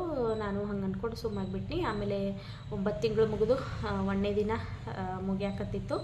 ಅಂದ್ರೆ 1 ದಿವಸ ಅಷ್ಟೇ ಮುಗಿಸಿದೆ ನಾನು. 9 ತಿಂಗಳು ಮುಗಿದಾದ್ಮೇಲೆ ಫಸ್ಟ್ ಡೇನ ನಮ್ಮ ಮನೆಯವರು ಅಲ್ಲೇ ಇದ್ರಲ್ಲ, ರಾತ್ರಿ ನಮ್ಮ ತಂಗಿ ಇದ್ದಾಳಲ್ಲ ಅವ್ರ ಹಸ್ಬೆಂಡು ಕುಷ್ಕ ರೈಸ್ ಮಾಡಿದರು. ಆಮೇಲೆ ಏನೇನೋ ದಾಲ್ ಮಾಡಿದರು. ಆಮೇಲೆ ಮಿಷಿನಲ್ಲಿ ಮಾಡ್ತಾರಲ್ಲ ರೊಟ್ಟಿ, ಇವನ್ನೆಲ್ಲ ತೊಗೊಂಡು ಬಂದು ಏನೇನೋ ಮಾಡಿ ಒಟ್ಟು ಎಲ್ಲರೂ ಚಂದ ಊಟ ಮಾಡಿದ್ದೀವಿ ರಾತ್ರಿ. ಯಾವಾಗಂದ್ರೆ ಮಾರ್ಚ್ 27ಕ್ಕೆ ರಾತ್ರಿ ಎಲ್ಲ ಊಟ ಮಾಡಿದ್ದೀವಿ. ಆಮೇಲೆ ಒಂದು 2 ಬುಟ್ಟಿ ಬಾಂಡೆ ಆಗಿದ್ದು, ಬಾಂಡೆ ಎಲ್ಲ ತಿಕ್ಕಿ ಓಣ್ಯಾಗ ಎಷ್ಟೊತ್ತು ವಾಕಿಂಗ್ ಮಾಡೀನಿ. ಒಂದು 11 ಗಂಟೆವರೆಗೂ ವಾಕಿಂಗ್ ಮಾಡೀನಿ. ವಾಕಿಂಗ್ ಮಾಡಿ ಆದಮೇಲೆ ಮಲಗಿದಾದ್ಮೇಲೆ ಎಷ್ಟೊತ್ತಾದರೂ ನನಗೆ ನಿದ್ದೆನೇ ಬರಲಿಲ್ಲ. ಆಮೇಲೆ ಒಂದು ಸ್ವಲ್ಪ ಹೊತ್ತು ಒಂದು ಗಂಟೆ ಆದಮೇಲೆ ನಿದ್ದೆ ಬಂತು. ಹಂಗೆ ಮಲ್ಕೊಂಡಾದ್ಮೇಲೆ ಒಂದು 2 ಗಂಟೆ 2:30 ಏನೋ ಆಗಿತ್ತಷ್ಟೇ. 2:30 ಆದಮೇಲೆ ನನಗೆ ಒಂಥರ ಪೇನ್ ಸ್ಟಾರ್ಟ್ ಆಯಿತು. ಗೊತ್ತಾಗಲಿಲ್ಲ ನನಗೆ ಫಸ್ಟ್ ಟೈಮ ಪೇನ್ ಹೆಂಗಿರ್ತೈತಿ, ಡೆಲಿವರಿ ಪೇನ್ ಅನ್ನೋದು ಗೊತ್ತಿರಲಿಲ್ಲ. ಹಾಗಾಗಿ ಒಂಚೂರು ನೋವು ಸ್ಟಾರ್ಟ್ ಆದಂಗೆ ಆಯಿತು. ನಾನು ಒಂದು ಸೈಡ್ ಮಲಗಿದ್ದಕ್ಕೇನೋ ಹಂಗೆ ನೋಯಾತತನೋ ಅಂಥೇಳಿ ನಾನು ಸುಮ್ಮನೆ ಆದ್ನಿ, ಹೇಳೇ ಇಲ್ಲ. ಆಮೇಲೆ 2:30ಗೆ ಎದ್ದು ವಾಶ್ರೂಮ್ಗೆ ಹೋಗಿ ಬನ್ನಿ. ಆವಾಗನೂ ಅಷ್ಟೆ ನಾನು ಹೇಳೇ ಇಲ್ಲ, ಅಳ್ಕೊತಾನೆ ಇದ್ನಿ, ಹೇಳಿರಲಿಲ್ಲ. ಆದ್ರೆ ನಮ್ಮ ಮನೆಯವ್ರಿಗೆ ಹೇಳಿರಲಿಲ್ಲ, ನಮ್ಮ ಅವ್ವಾಗದು ಯಾರಿಗೂ ಹೇಳಿರಲಿಲ್ಲ. ಪೇನ್ ಸ್ಟಾರ್ಟಾಗಿ 3:30 ಆಯಿತು. 3:30 ಆದಮೇಲೆ ನನಗಂತೂ ತಡ್ಕೊಳಕ್ಕಾಗಲಿಲ್ಲ. ಫುಲ್ ನಾನು ಜೋರು ಅಳಕತ್ತಿ. ನಮ್ಮ ಮನೆಯವ್ರು ಎದ್ರು ಯಾಕೆ ಅಳತ್ತಿ ಅಂಥೇಳಿ, ಯಾಕೋ ಇಲ್ಲಿ ಬೆನ್ನ ಸೊಂಟದ ಹತ್ರ ನೋಯಾತತಿ ಅಂತ ಹೇಳಿನಿ. ಆವಾಗ ನಮ್ಮ ಮನೆಯವ್ರಿಗೆ ಗೊತ್ತಾಯಿತು. ಅವರು ಪಟ್ಟಂತೇಳಿ ಎದ್ದು ಹೋಗಿ ನಮ್ಮವ್ವ ಗೆಳೆಯರು, ನಮ್ಮವ್ವ ಆಮೇಲೆ ನಮ್ಮಪ್ಪ ಇಬ್ಬರು ಆಟದ ಮೇಲೆ ಮಲಗಿದ್ರು. ಅವಾಗ ಅವರು ಇಳಿದು ಬಂದು ನಮ್ಮವಾಗದೆಲ್ಲ ಗೊತ್ತಾಯಿತು, ಡೆಲಿವರಿ ಪೇನ್ ಸ್ಟಾರ್ಟ್ ಆಗೈತೆ ಈಕೆಗೆ ಅಂತೇಳಿ. ಆಮೇಲೆ ಬೇಗ ಅವರು ನೀರದು ಕಾಯಕ್ಕಿಟ್ರು, ಸ್ನಾನ ಮಾಡಿ ಹಾಸ್ಪಿಟ್ಲಿಗೆ ಹೋಗ್ಬೇಕಲ್ಲ ಅಂಥೇಳಿ ನೀರು ಕಾಯ್ಸಕ್ಕಿಟ್ರು. ಆಮೇಲೆ ಚಹಾ ಮಾಡಿ ಕೊಟ್ಟರು. ನನಗೆ ಹೆಂಗೆ ಟೈಮ್ ಆಗ್ತತ್ತಲ್ಲ ಹಂಗಂಗೆ ಪೇನ್ ಜಾಸ್ತಿ ಆಗಕ್ಕೆ ಸ್ಟಾರ್ಟ್ ಆಯಿತು. ಅವಾಗಿನ್ನ ಕತ್ಲೆ ಇತ್ತು, 3:30 ಅಲ್ಲ. ಅವಾಗ ನಮ್ಮ ತಂಗಿನೂ ಎದುರುಗಡೆ ಮನ್ಯಾಗ ಇದ್ಲಲ್ಲ, ನಮ್ಮ ತಂಗಿ ಗಂಡ ಎಲ್ಲರೂ ಬಂದರು. 3:30-4 ಗಂಟೆ ಆಗಿತ್ತು. ಅವಾಗ ಬೇಗ ನನಗೆ ಸ್ನಾನ ಮಾಡಿಸಿರು. ಸ್ನಾನ ಮಾಡಿ ಚಹಾ ಕುಡಿದ್ನಿ. ಚಾನು ಕುಡಿಯೋಕೆ ಆಗತ್ತಿರಲಿಲ್ಲ, ಆದರೂ ಬೈದು ಕುಡಿಸಿರು. ಒಂದು ಸ್ವಲ್ಪ ಚಹಾ ಕುಡಿದ್ನಿ. ಚಹಾ ಕುಡ್ದೆ ನಮ್ಮ ತಂಗಿ ಗಂಡ ಏನಂದ್ರೆ, ಇವಾಗ ನಾವು ಹೋಗಿ ಹಾಸ್ಪಿಟ್ಲಿಗೆ ಹೋದಿವಿ ಅಂದ್ರೆ ನಿನಗಲ್ಲಿ ಚಂದಾಗ ಅವರು ಇನ್ನೂ ಸ್ವಲ್ಪ ವಾಕಿಂಗ್ ಮಾಡಿ ಅಂತೇಳಿ ಭಾಳ ನಿನಗೆ ಹಿಂಸೆ ಕೊಡ್ತಾರೋ, ಇಲ್ಲೇ ಸ್ವಲ್ಪ ವಾಕಿಂಗ್ ಮಾಡಿ ಹೋಗೋಣ ನಾವು, ಇನ್ನೊಂದು ಸ್ವಲ್ಪ ಬೆಳಕಾಗಲಿ ಅಂದರು. 4 ಗಂಟೆ ಆಗಿತ್ತು. ಅವಾಗ ಓಣ್ಯಾಗ ವಾಕಿಂಗ್ ಮಾಡೋಗಂದರು. ನಮ್ಮ ಮನೆಯವರು ಮತ್ತು ನಮ್ಮ ತಂಗಿ ಅವ್ರ ಹಸ್ಬೆಂಡ್ ಇಬ್ಬರು ಓಣ್ಯಾಗ ನಿಂತರು. ನಾನು ಹಂಗೆ ವಾಕಿಂಗ್ ಮಾಡಕತ್ನಿ. ಒಂದೊಂದು ಸರಿ ನನಗೆ ಫುಲ್ ಪೇನ್ ಕಡಿಮೆ ಆಗಿಬಿಡೋದು, ನಾರ್ಮಲ್ ಆಗಿಬಿಡ್ತಿದ್ನಿ. ಒಂದು ಸರಿ ಸಡನ್ನಾಗಿ ಪೇನ್ ಬಂತಂದ್ರೆ ಫುಲ್ ಅಳು ಬಂದುಬಿಡ್ತಿತ್ತು, ಅಷ್ಟರ ಮಟ್ಟಿಗೆ ಪೇನ್ ಬರ್ತಿತ್ತು. ಹಿಂಗೆ 4 ಗಂಟೆಯಿಂದ 7 ಗಂಟೆವರೆಗೂ ನಾನು ಓಣ್ಯಾಗ ವಾಕಿಂಗ್ ಮಾಡೀನಿ. ಒಂದು ಸ್ವಲ್ಪ ಬೆಳಕಾದಂಗೆ ಮಂದಿ ಎಲ್ಲ ಎದ್ದು ಬಾಗಿಲು ಕಸ ಎಲ್ಲ ಹೊಡ್ಯಕ್ಕೆ ಬರ್ತಿರಲಿಲ್ಲ. ಎಲ್ಲರೂ ಕೇಳ್ತಿರ, ಯಾಕೆ ಇವತ್ತು ಇಷ್ಟು ಬೇಗ ಎದ್ದು ಪೇನ್ ಸ್ಟಾರ್ಟ್ ಆಗ್ಯಾವನ, ನಡಾನು ಸ್ಟಾರ್ಟ್ ಆಗ್ಯಾವನ ಅಂತ ಕೇಳ್ತಿರೋ. ಅವ್ರು ಹಾಗೆಲ್ಲ ಕೇಳಿದ್ರೆ ನನಗೆ ಸಿಕ್ಕಾಬಟ್ಟೆ ಸಿಟ್ಟು ಬರ್ತಿತ್ತು, ಯಾಕೆ ಹಿಂಗೆ ಇವ್ರು ಕೇಳತ್ತಾರೋ ಅಂತ. ಆ ಸಿಚುವೇಶನ್ ಒಳಗೆ ಹಂಗೆ ಅನಿಸ್ತಿತ್ತು ನನಗೆ. ಯಾರ ಮಾತಾಡ್ಸಿರು ಸಾಕು ಭಾಳ ಕೆಟ್ಟ ಸಿಟ್ಟು ಬರೋದು. ನಾನೇನು ಮಾತಾಡ್ತಿರ್ಲಿಲ್ಲ, ಸುಮ್ಮನೆ ಬರ್ತೀನಿ. 7 ಗಂಟೆ ಆಯಿತು. 7 ಗಂಟೆ ಆದಮೇಲಂತೂ ನನಗೆ ತಡ್ಕೊಳಕ್ಕಾಗಲಿಲ್ಲ. ಭಾಳ ಅಂದ್ರೆ ಭಾಳ ಅಳಾಕತ್ನಿ. ಹೆಂಗಾಗ್ಬಿಡ್ತು ಅಂದರೆ ಹಿಂಗೆ ಸೀದಾ ನಿಲ್ಲಕ್ಕೂ ಬರಲಿಲ್ಲ, ಹಿಂಗೆ ಬಗ್ಗೆನ ನಿಲ್ಲಬೇಕು, ಹಂಗಾಯಿತು. 7 ಗಂಟೆ ಆದಮೇಲೆ ಇನ್ನೂ ಆಗೋದಿಲ್ಲ, ಹಾಸ್ಪಿಟ್ಲಿಗೆ ಕರ್ಕೊಂಡು ಹೋಗ್ರಿ ಅಂತ ಅಳಾಕತ್ನಿ. ಆವಾಗ ಹಾಸ್ಪಿಟ್ಲಿಗೆ ನಮ್ಮದೇ ಗಾಡಿ ಹೆಂಗೂ ಇತ್ತಲ್ಲ, ಹಾಸ್ಪಿಟ್ಲಿಗೆ ಕರ್ಕೊಂಡು ಹೋದರು. ಕೋವಿಡ್ ಟೈಮ್ ಬಂದು ನಮ್ಮೂರಾಗ ಎಲ್ಲ ಹಾಸ್ಪಿಟ್ಲ್ ಕ್ಲೋಸ್ ಆಗಿದ್ದು, ಕೋವಿಡ್ ಡಾಕ್ಟರ್ಗೆಲ್ಲ ಬಂದಿದ್ದು ಅಂಥೇಳಿ. ಪ್ರೈವೇಟ್ ಡಾಕ್ಟರ್ಗೆ ಗೌರ್ಮೆಂಟ್ ಹಾಸ್ಪಿಟ್ಲ್ ಒಂದು ಓಪನ್ ಇತ್ತು. ನಾವು ಗೌರ್ಮೆಂಟ್ ಹಾಸ್ಪಿಟ್ಲಿಗೆ ಹೋದೀವಿ. ಅವ್ರು ಹೋಗಿದ ತಕ್ಷಣ ನಾವು ಒಂದು 7 ಗಂಟೆಗೆ ಮನೆ ಬಿಟ್ಟಿವಿ. ನಾವು ಒಳಗೆ ಹೋಗ್ಬೇಕಾದ್ರೆ ಒಂದು 7:15 7:30 ಆಗಿತ್ತು. ಹೋದೀವಿ. ಅವರು ಎಲ್ಲ ಚೆಕ್ ಮಾಡಿ ಆಯಿತು, ಇನ್ನೊಂದು 1/4 ಗಂಟೆ ಒಳಗೆ, ಒಂದು ಅರ್ಧ ಗಂಟೆ ಒಳಗೆ ಡೆಲಿವರಿ ಆಗ್ತತಿ, ಒಂದು 8:30 ಹಂಗೆ ಡೆಲಿವರಿ ಆಗ್ತತಿ ಅಂತ ಹೇಳಿರು. ಸರಿ ಆಯಿತು, ಬೇಗ ಆಗ್ಬಿಡ್ತತ್ತಪ್ಪ ಅಂಥೇಳಿ ನಾನು ಹೋದ್ನಿ. ನಾನೇನು ಅಂದ್ಕೊಂಡಿದ್ದೆ, ಹೋದ ತಕ್ಷಣ ಡ್ರಿಪ್ಸ್ ಹಾಕಿ ನನ್ನನ್ನು ವಾಕಿಂಗ್ ಮಾಡೋಕ್ಕೆ ಕಳಿಸ್ತಾರೋ ಅಂತ ಅನಿಸಿತ್ತು ನನಗೆ. ಯಾಕಂದ್ರೆ ಅಲ್ಲಿ ಎಷ್ಟು ಮಂದಿ ಎಲ್ಲ ವಾಕಿಂಗ್ ಮಾಡತ್ತಿರೋ, ನಾನು ಹಿಂಗೆ ಕಳಿಸ್ತಾರ ಅಂಥೇಳಿ ನಾನು ಆಸೆ ಇಟ್ಕೊಂಡು ಹೋದ್ನಿ. ನೋಡಿರೋರು ನನ್ನಂತೂ ಹೊರಗೆ ಬಿಡಲಿಲ್ಲ. ಡ್ರಿಪ್ಸ್ ಹಾಕಿ ಹಂಗೆ ಬೇಗ ಡೆಲಿವರಿ ರೂಮ್ಗೆ ಕರ್ಕೊಂಡು ಹೋಗ್ಬಿಟ್ರು. 8:30 ಡೆಲಿವರಿ ಆಕತ್ತಂತೇಳಿ ಕರ್ಕೊಂಡು ಹೋದರು. ನೋಡಿರೋ ನನಗೆ ಪೇನ್ ಸ್ಟಾಪ್ ಆಗಿಬಿಟ್ಟು, ಅಲ್ಲಿಗಿನ ಪೇನ್ ಬರಲೇ ಇಲ್ಲ. ಡಾಕ್ಟರು ಡೆಲಿವರಿ ಮಾಡಿಸ್ಕೊತೇವೆ ಅಂಥೇಳಿ ಅವರೆಲ್ಲ ರೆಡಿ ಮಾಡ್ಕೊಂಡ್ರು. ಇನ್ನೇನು ಡೆಲಿವರಿ ಮಾಡಿಸ್ಕೋಬೇಕು ನೋಡ್ಕ ಪೇನ್ ಸ್ಟಾಪ್ ಆಗಿಬಿಟ್ಟು ಅಲ್ಲ ನನಗೆ. ಆವಾಗ ಬೇರೆ ಕೆಮ್ಮು ನೆಗಡಿ ಎಲ್ಲ ಬಂದುಬಿಟ್ಟಿತ್ತು ನನಗೆ. ಕೋವಿಡ್ ಟೈಮ್ನಾಗ ಕೆಮ್ಮು ನೆಗಡಿ ಬಂದ್ರೆ ಗೊತ್ತಲ್ಲ ಎಲ್ರಿಗೂ, ಎಷ್ಟು ಇದನ್ನು ಮಾಡ್ತಿದ್ರು ಎಲ್ಲರೂ. ಅದ್ರಾಗ ಬೇರೆ ಮಾಸ್ಕ್ ಹಾಕ್ಕೋಬೇಕು. ನಾನು ಬೇರೆ ಫುಲ್ ಅಳಾಕತ್ತೀನಿ. ಆ ಡಾಕ್ಟ್ರ್ ಮಾಸ್ಕ್ ಒಂಚೂರು ಈ ಕಡೆ ಜಾರ್ರೆ ಸಾಕು, ಮಾಸ್ಕ್ ಹಾಕೋರಿ ಅಂತಿದ್ರು. ಎಷ್ಟು ಹತ್ತೇನಂತಂದ್ರೆ ಬೆಳಿಗ್ಗೆ 3:30 ಪೇಯ್ನ್ ಸ್ಟಾರ್ಟಾಗಿ ನನಗೆ 8:30ವರೆಗೂ ಪೇಯ್ನ್ ಸಿಕ್ಕಾಪಟ್ಟೆ ಇತ್ತು. ನನಗೆ ಡೆಲಿವರಿ ಆಗಲೇ ಇಲ್ಲ. ಸಡನ್ನಾಗೆ ಪೇಯ್ನ್ ಸ್ಟಾಪ್ ಆಗಿಬಿಡ್ತು. ಆಮೇಲಿಂದ ಪೇಯ್ನ್ ಬರಲೇ ಇಲ್ಲ. ಡಾಕ್ಟ್ರು ಒಂದು ಇಂಜೆಕ್ಷನ್ ಕೊಟ್ಟಿದ್ರು, ಪೇಯ್ನ್ ಬರ್ತಾವಣ್ಣ ಅಂತೇಳಿ. ಪೇಯ್ನ್ ಬರಲೇ ಇಲ್ಲ ನನಗೆ. ಆಮೇಲೆ ಇನ್ನೊಂದು ಇಂಜೆಕ್ಷನ್ ಮಾಡಿದ್ರು. ಆ ಇಂಜೆಕ್ಷನ್ ಕೊಟ್ಟಾದ್ಮೇಲೂ ಪೇಯ್ನ್ ಬರಲೇ ಇಲ್ಲ ನನಗೆ. ಹತ್ತು ಹೆಂಗಾಗ್ಬಿಟ್ಟಿತ್ತಂದ್ರೆ, ನಮ್ಮ ಆಂಟಿ ಒಬ್ಬರು ಬಂದಿರು ನನ್ನ ಜೋಡಿ ಡೆಲಿವರಿ ಲೇಬರ್ ರೂಮ್ ಒಳಗೆ. ಅವ್ರಿಗಂತೂ ಪಾಪ ಫುಲ್ಲು ಕೈಯೆಲ್ಲ ಹಿಂಗೆ ಸಿಟ್ಟೊಳಗೆ ಹಿಂಗೆಲ್ಲ ಹೆಚ್ಚಿಗೆ ಕೈಯೆಲ್ಲ ಅವ್ರಿಗೆ ನೋವಾಗಿಬಿಟ್ಟಿತ್ತು. ಅಷ್ಟರ ಮಟ್ಟಿಗೆ ಅವ್ರ ಕೈಯೆಲ್ಲ ಹೆಚ್ಚಿಬಿಟ್ಟಿದ್ದೇನೆ. ಅಂದ್ರೆ ನಮ್ಮ ಅವ್ವ ಒಳಗೆ ಬಂದಿರಲಿಲ್ಲ, ನಮ್ಮ ಆಂಟಿನ ಬಂದಿದ್ದರು. ಅವ್ರಿಗೆ ಫುಲ್ ಅಳ್ಕೊಂತ ಹೇಳ್ತಿದ್ದೇನೆ, ನನಗೆ ಈ ಪೇಯ್ನ್ ತಡೆಯೋಕ್ಕಾಗತ್ತು, ನನಗೆ ಏನದು ಸಿಸೇರಿಯನ್ ಮಾಡಿಸ್ಬಿಡ್ರಿ ನೀವು, ಬೇಡ ಅಂತ ಹೇಳ್ತಿದ್ನಿ. ಅವಾಗ ಡಾಕ್ಟ್ರುಗಳೆಲ್ಲ ಬೈತಿದ್ರು, ಇಷ್ಟೊತ್ತು ತಡ್ಕೊಂಡು ಇನ್ನೊಂದು ಸ್ವಲ್ಪ ಹೊತ್ತಿರು, ನಾರ್ಮಲ್ ಡೆಲಿವರಿ ಆಗ್ತತಿ, ಇನ್ನೊಂದು ಸ್ವಲ್ಪ ಇರು ಅಂತೀರ. ಆದ್ರೆ ನನಗೆ ತಡ್ಕೊಳಕ್ಕಾಗ್ತಿರ್ಲಿಲ್ಲ. ಅಷ್ಟರ ಮಟ್ಟಿಗೆ ಹತ್ತು ಸಾಕಾಗ್ಬಿಟ್ಟಿತ್ತು. 8:30 ಆಯಿತು, 9:30, 10:30 ಆಯಿತು, 11:30 ಆಯಿತು. ನನಗೆ ಡೆಲಿವರಿನ ಆಗುವತ್ತು 10 ಸಾಕಾಗ್ಬಿಟ್ಟಿತ್ತು ನನಗೆ. ಡಾಕ್ಟರ್ ಆಮೇಲೆ ನನಗೆ ಬೈಯಕ್ಕೆ ಸ್ಟಾರ್ಟ್ ಮಾಡಿರು, ನೀವು ಮುಂಚೆನೇ ಹೇಳಬೇಕಲ್ಲ, ಟ್ರೀಟ್ಮೆಂಟ್ ತೊಗೊಂಡೇನಿ ಅಂಥೇಳಿ ನಾವು ಬೇಗ ಸಿಸೇರಿಯನ್ ಮಾಡ್ತಿದ್ದು, ನೀವೇನು ಹೇಳಲಿಲ್ಲ. ನಾವು ನಾರ್ಮಲ್ ಮಾಡಿಸ್ಕೋಬೇಕಂತಂದ್ರೆ ಇವಾಗ ಹಿಂಗೆ ಹೇಳತ್ತರಿ, ಆಮೇಲೆ ಕೂಸಿಗೆ ಏನಾರ ಆದ್ರೆ ತೊಂದರೆ ಆಗ್ತತಿ ಅಂತ ಹಾಗೆಲ್ಲ ಅವರು ನನಗೆ ಹೇಳಕತ್ತರು. ನನಗೆ ಇನ್ನೂ ಅಂಜಿಕೆ ಬರಕತ್ತು. ಏನಪ್ಪ ಮಾಡೋದು, ಇಷ್ಟೆಲ್ಲ ಕಷ್ಟಪಟ್ಟಿವಿ, ಇನ್ನು ಮಗುಗೆ ಏನಾರು ಆದರೆ ಏನು ಮಾಡೋದು ಅನ್ನೋದೊಂದು ಟೆನ್ಷನ್ ನನಗೆ ಸ್ಟಾರ್ಟ್ ಆಗಿಬಿಡ್ತು. ನನಗೇನು ಮಾಡ್ರು, ನನಗೆ ಪೇನ ಬರವತ್ತು. ಆಮೇಲೆ ಅವರು ಡಾಕ್ಟ್ರೆಲ್ಲ ಹೊಟ್ಟೆ ಎಲ್ಲ ಹೆಚ್ಚಿಗಿರೋ, ಆದರೂ ನನಗೆ ಸಾನ್ವಿ ಬರೋವಳಗಳ ಆಚೆ. ಆಮೇಲೆ ಒಂದು 12 ಗಂಟೆ 12:05 ಆಗಿತ್ತು ನೋಡ್ರಿ, ಆವಾಗ ಸಾನ್ವಿ ಬಂದ್ಲು ಆಚೆ. ಹೆಂಗಂತಂದ್ರೆ ನನಗೆ ಇಷ್ಟೆಲ್ಲ ಹತ್ತು ಎಲ್ಲ ಮಾಡಿ ನನಗೆ ಸಿಕ್ಕಾಪಟ್ಟೆ ಭಾಳ ಅಂದ್ರೆ ಭಾಳ ಸುಸ್ತಾಗಿಬಿಟ್ಟಿದ್ನೇನೆ. ನಾನು ಸಾಯಿಬಾಬನ ಮೇಲೆ ಎಲ್ಲ ಹಾಕಿ, ತಂದೆ ಎಲ್ಲ ನೀನೇ ಕಾಪಾಡಬೇಕಪ್ಪ ಅಂಥೇಳಿ ಕಣ್ಣು ಮುಚ್ಕೊಂಡು ನಾನು ಸುಮ್ಮನೆ ಮಲಗಿಬಿಟ್ನಿ. ಆಗಿದ್ದಾಗಲಿ ಅಂಥೇಳಿ ಸುಮ್ಮನೆ ಮಲಗಿಬಿಟ್ನಿ. ನಾನೇನು ಕಣ್ಣು ಮುಚ್ಕೊಂಡು ಮಲ್ಕೊಂಡೆಲ್ಲ, ಮಲಗಿ ಒಂದು 2 ನಿಮಿಷಕ್ಕಂದ್ರೆ ಡೆಲಿವರಿ ಆಗಿಬಿಡ್ತ್ರಿ ನನಗೆ. ಒಂದು 12:05 ಸಾನ್ವಿ ಬಂದುಬಿಟ್ಲು. ಸಾನ್ವಿ ಹೊರಗಡೆ ಬಂದ ತಕ್ಷಣ ನನಗೆ ಅನಿಸ್ಬಿಡ್ತು, ಅವರು ಆಯ್ತು ಡೆಲಿವರಿ ಆಯಿತು ಅಂತಂದರು. ಹಂಗೆ ಅನ್ಕೊಳಕ್ಕೆ ನನಗೆ ಇಷ್ಟ ಡೆಲಿವರಿ ಅಂದ್ರೆ ಅಂತ ಅನಿಸ್ಬಿಡ್ತು. ಯಾಕಂದ್ರೆ ಅಷ್ಟೇ ಇರ್ತತಿ, ಆದರೆ ನಮಗೆ ಅದು ಫಸ್ಟ್ ಡೆಲಿವರಿ ಗೊತ್ತಿರೋದಿಲ್ಲ, ಹಂಗೆ ಅನ್ನಿಸ್ತತಿ. ಸಿಕ್ಕಾಪಟ್ಟೆ ಪೇಯ್ನ. ಅವ್ರ ಡಾಕ್ಟರ್ ಹೇಳಿದಂಗೆ ನಾವು ಕೇಳಿದೀವಿ ಅಂದರೆ ಅದು ಕಷ್ಟ ಅನಿಸೋದಿಲ್ಲ, ಆದರೆ ನಮಗೆ ಗೊತ್ತಿರಂಗಿಲ್ಲಲ್ಲ ಫಸ್ಟ್ ಡೆಲಿವರಿ, ಸ್ವಲ್ಪ ಕಷ್ಟ ಅಂತ ಅನಿಸ್ತತಿ. 12:05 ಸಾನ್ವಿ ಬಂದ ತಕ್ಷಣ ನಾನು ಕಣ್ಣೇ ಮುಚ್ಚಿರಲಿಲ್ಲ. ಅಷ್ಟೆಲ್ಲ ಸುಸ್ತಾದ್ರೂ ನಾನು ಕಣ್ಣು ತೆಕ್ಕೊಂಡೇ ಇದ್ನಿ. ಯಾಕಂತಂದರೆ ಎಲ್ಲರೂ ಹೇಳ್ತಿರಲ್ಲ, ಏನದು ಮಕ್ಕಳನ್ನೆಲ್ಲ ಚೇಂಜ್ ಮಾಡ್ತಾರೋ, ಹೆಣ್ಣು ಹುಟ್ಟಿರ ಗಂಡು ಹುಟ್ಟಿರ ಹೀಗೆಲ್ಲ ಮಕ್ಕಳನ್ನೆಲ್ಲ ಎಕ್ಸ್ಚೇಂಜ್ ಮಾಡ್ತಾರೋ ಡಾಕ್ಟ್ರುಗಳು ಅಂತೆಲ್ಲ ಹೀಗೆಲ್ಲ ಹೇಳಿ ಹೆದರ್ಸ್ಬಿಟ್ಟಿದ್ರು. ಹಾಗಾಗಿ ನಾನು ಎಲ್ಲಿ ನನ್ನ ಮಗುನ ಚೇಂಜ್ ಮಾಡಿಗಿಡಾರ ಅಂತೇಳಿ ಕಣ್ಣು ತಗೊಂಡೇ ಇದ್ನಿ. 12:05 ಸಾನ್ವಿ ಬಂದ್ಲಲ್ಲ, ಅದು ಕಣ್ಣು ತಗೊಂಡು ನನ್ನೇ ನೋಡಾತಿತ್ತು. ಎಷ್ಟು ಖುಷಿ ಅಂತಂದ್ರೆ, ಅವತ್ತಷ್ಟು ಖುಷಿ ನನಗೆ ಲೈಫ್ ಒಳಗೆ ಇವತ್ತಿನವರೆಗೂ ಯಾವ ಖುಷಿನೂ ಆಗಿಲ್ಲ ನೋಡ್ರಿ. ಸಿಕ್ಕಾಪಟ್ಟೆ ಖುಷಿ ಆಯ್ತು ನನಗೆ. ಯಾಕಂತಂದ್ರೆ ಮದುವೆ ಆಗಿದ ತಕ್ಷಣ ಮಕ್ಕಳಾಗಿದ್ರೆ ಅಷ್ಟು ಖುಷಿ ಆಗ್ತಿತ್ತು ಇಲ್ಲೋ ಗೊತ್ತಿಲ್ಲ. ಆದ್ರೆ ಈ 5 ವರ್ಷ ನಾನು ಕಷ್ಟಪಟ್ಟು ಎಲ್ಲರ ಹತ್ರ ಅನ್ನಿಸ್ಕೊಂಡು ಮಕ್ಕಳಾಗಿಲ್ಲ ಅಂಥೇಳಿ ಅನ್ನಿಸ್ಕೊಂಡು ಸಾನ್ವಿನ ತಂದು ನನ್ನ ಎದೆ ಮೇಲೆ ಹಾಕಿರು. ಆಕಿನ ಎದೆ ಮೇಲೆ ಹಾಕಂತಲೇ ಎಷ್ಟು ಖುಷಿ ಆಯ್ತಂತಂದ್ರೆ ನನಗೆ ಲೈಫ್ ಒಳಗೆ ಅಂಥ ಖುಷಿ ನನಗೆ ಇವತ್ತಿನವರೆಗೂ ಯಾವುದೂ ಆಗಿಲ್ಲ. ಸಿಕ್ಕಾಪಟ್ಟೆ ಖುಷಿ ಆಯಿತು. ಯಾಕಂತಂದ್ರೆ ಬೇರೆಯವ್ರ ಮಕ್ಕಳನ್ನ ನಾವು ಎತ್ಕೋತಿದ್ದೀವಿ, ಇಳಿಸ್ತಿದ್ದೀವಿ, ಆದ್ರೆ ನಮ್ದು ಅಂತೇಳಿ ಒಂದು ಮಗು ಬಂದಾಗ ಅದಾಗುವಂಥ ಖುಷಿನ ಬೇರೆ. ಅದನ್ನು ಫೀಲ್ ಮಾಡಿದವ್ರಿಗೆ ಎಷ್ಟ ಗೊತ್ತದು. ಮಕ್ಕಳಿಲ್ಲ ಅಂಥೇಳಿ ಯಾರು ಕಷ್ಟ ಪಡಾತಿರ್ತಾರಲ್ಲ ಅವ್ರಿಗೆ ಅದರ ನೋವು ಏನು ಅನ್ನೋದು ಗೊತ್ತಿರ್ತೈತಿ. ಬೇಗ ಬೇಗ ಮದುವೆ ಆಗಿದ ತಕ್ಷಣ ಮಕ್ಕಳಾಗಿರೋರಿಗೆ ಎಷ್ಟೊಂದು ಗೊತ್ತಾಗಂಗಿಲ್ಲ. ಸಾನ್ವಿನ ನನ್ನ ಕೈಯಾಗ ಕೊಟ್ಟಾಗ ಭಾಳ ಸಿಕ್ಕಾಪಟ್ಟೆ ಖುಷಿ ಆಯ್ತು ನನಗೆ. ನಾನಿನ್ನೂ ಜೋರಾಗಿ ಅಳಕ್ಕೆ ಸ್ಟಾರ್ಟ್ ಮಾಡಿದ್ದೆ. ಆಮೇಲೆ ಆಕೆಗೆ ಸ್ವಲ್ಪ ಏನೋ ಪ್ರಾಬ್ಲಮ್ ಅಂಥೇಳಿ ಇಮಿಡಿಯೇಟ್ ತೊಗೊಂಡೋಗಿ ವೆಯ್ಟ್ ಎಲ್ಲ ಚೆಕ್ ಮಾಡಿರು, ಪೈಪ್ ಹಾಕಿ ನೀರೆಲ್ಲ ತೆಗೆದ್ರು. ಅಷ್ಟೆಲ್ಲ ತೆಗಿಯೋಗೂ ಅಷ್ಟೆ ಆಕಿನ ಹಿಂಗೆ ಎದುರುಗಡೆ ಹಾಕಿದ್ರು, ನಾನು ಹಿಂಗೆ ಎದುರುಗಡೆ ಟೇಬಲ್ ಮೇಲೆ ಮಲಗಿದ್ನಿ. ಆಕಿನೂ ನನ್ನ ನೋಡಾತಿದ್ಲು. ಒಂಥರ ಸಿಕ್ಕಾಪಟ್ಟೆ ಖುಷಿ ಆಯಿತು. ಅದನ್ನು ಹೇಳ್ಕೊಳಕ್ಕೂ ಆಗಂಗಿಲ್ಲ. ನಾನೇನು ಇಷ್ಟೊತ್ತು ಬೆಳಗ್ಗೆ 3:30 ಕಷ್ಟಪಟ್ಟಿದ್ನೆಲ್ಲ ಡೆಲಿವರಿಗೆ. ಆ ಪೇಯ್ನೆಲ್ಲ ಸಾನ್ವಿನ ನೋಡಿದ ತಕ್ಷಣ ನನಗೆಲ್ಲ ಮರೆತು ಹೋಗ್ಬಿಟ್ಟಿತ್ತು ನೋಡ್ರಿ. ಎದ್ದು ಕುಂದ್ರಾಕ ಆಗೋದಿಲ್ಲೇನೋ ಈಗ ನೆಕ್ಸ್ಟ್ ಅಷ್ಟು ನಾನು ಪೇನ್ ಆಗಿತ್ತು ನನಗೆ.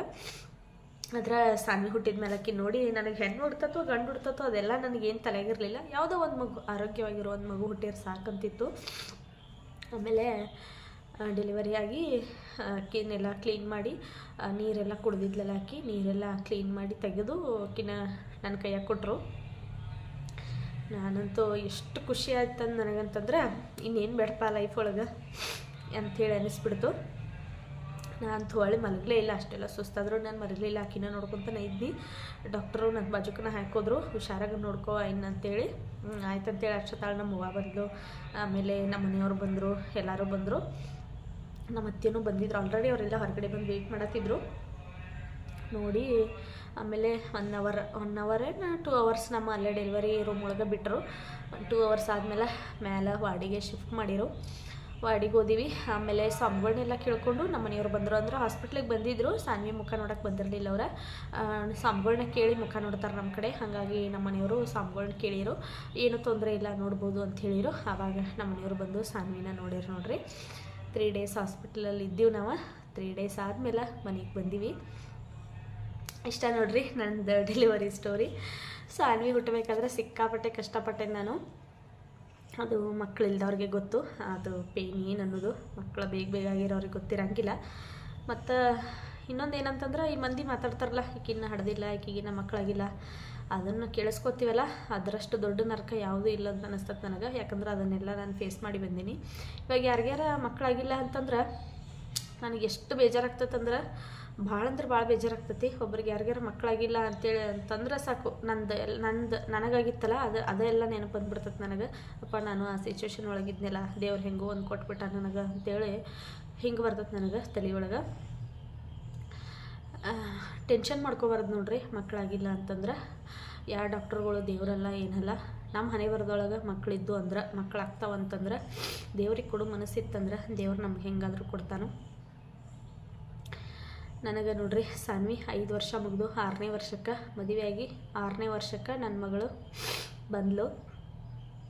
ಅಲ್ಲಿಂದ ಇಲ್ಲಿವರೆಗೂ ನಾನು ಅದೇನು ಮುಂಚೆ ಕಷ್ಟಪಟ್ಟಿದ್ನಲ್ಲ ಅಂಥ ಕಷ್ಟ ನಾನು ನೋಡಲೇ ಇಲ್ಲ. ನನ್ನ ಮಗಳು ಬಂದಾದ್ಮೇಲೆ ನನಗೆಲ್ಲ ನೋಡ್ರಿ ನನಗೆ ಸುಖಾನ ಆಯಿತು.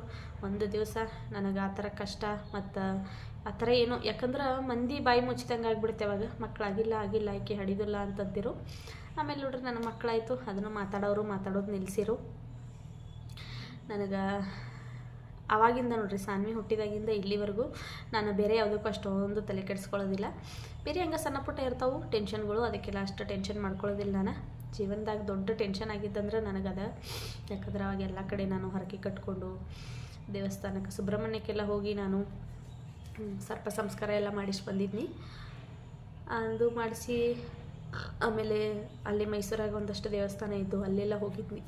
ಭಾಳ ದೇವಸ್ಥಾನಕ್ಕೆ, ಪುಲಾರ್ಕೊಪ್ಪ ಅಂತ ಐತಿ, ಮಸ್ತ್ ಮರಡಿ ಪುಲಾರ್ಕೊಪ್ಪ, ಅಲ್ಲಿಗೆ ಹೋಗಿದ್ನಿ. ಅದೆಷ್ಟು ದೇವಸ್ಥಾನಕ್ಕೆ ಸುತ್ತಾಡಿದನೋ, ಅದೆಷ್ಟು ಹರಕೆ ಮಾಡಿದನೋ, ಅದೆಷ್ಟು ಒಪ್ಪತ್ತು ಮಾಡಿದನೋ ಗೊತ್ತಿಲ್ಲ. ಬರೀ ಡಾಕ್ಟ್ರದೊಂದು ಮಾಡಬಾರ್ದು ಅಂತೇಳಿ ಈ ಕಡೆ ದೇವ್ರದೇನೂ ಮಾಡ್ತೀನಿ. ಎರಡೂ ಮಾಡಿ ನೋಡ್ರಿ ಲಾಸ್ಟಿಗೆ ನನಗೆ ಒಂದು ಮುದ್ದಾದ ಒಂದು ಹೆಣ್ಮಗನ ಕೊಟ್ಟ ದೇವರು. ಇಷ್ಟ ನೋಡ್ರಿ ನಂದು ಡೆಲಿವರಿ ಸ್ಟೋರಿ. ನಾನು ಒಂಥರ ಭಾಳ ಎಮೋಷ್ನಲ್ ಆಗಿಬಿಡ್ತೀನಿ ಈ ಥರ ನನ್ನ ಮಗಳದ್ದು ಸ್ಟೋರಿ ತೆಗೆದ್ರೆ. ಯಾವಾಗಲಾದರೂ ಅಷ್ಟೇ, ವಿಡಿಯೋದಾಗ ಅಷ್ಟೇ ಅಂತಲ್ಲ, ಯಾವಾಗಾದರೂ ನಾನು ಮಾತಾಡುವಾಗ ನನಗೆ ಇದೇ ಥರ ಕಣ್ಣಾಗ ನೀರು ಬಂದುಬಿಡ್ತಾವೆ. ಈ ವಿಡಿಯೋ ನಿಮಗೆಲ್ಲ ಇಷ್ಟ ಆಗಿತ್ತು ಅಂತ ಅಂದ್ಕೊಳ್ತೀನಿ. ಇಷ್ಟ ಆಗಿತ್ತಂದ್ರೆ ಪ್ಲೀಸ್ ಒಂದು ಲೈಕ್ ಮಾಡಿರಿ, ಶೇರ್ ಮಾಡಿರಿ, ಕಮೆಂಟ್ ಮಾಡಿರಿ. ಮತ್ತು ನನ್ನ ಚಾನಲ್ನ ಇನ್ನೂ ಯಾರು ಸಬ್ಸ್ಕ್ರೈಬ್ ಮಾಡ್ಕೊಂಡಿಲ್ಲ ಪ್ಲೀಸ್ ಸಬ್ಸ್ಕ್ರೈಬ್ ಮಾಡ್ಕೊಂಡು ನೋಡಿರಿ. ಮತ್ತು ನಾನು ಇವಾಗ ಒಬ್ರಿಗೆ ಡಾಕ್ಟರ್ ತೋರಿಸೀನಿ, ಅವ್ರ ಹತ್ರ ನನ್ನ ಮಕ್ಕಳದು ಅಂತ ಹೇಳಿದ್ನಲ್ಲ, ಇದನ್ನು ನಾನು ಒಂದು ಲಾಸ್ಟ್ ವ್ಲಾಗೊಳಗೆ ಹೇಳಿದ್ನಿ.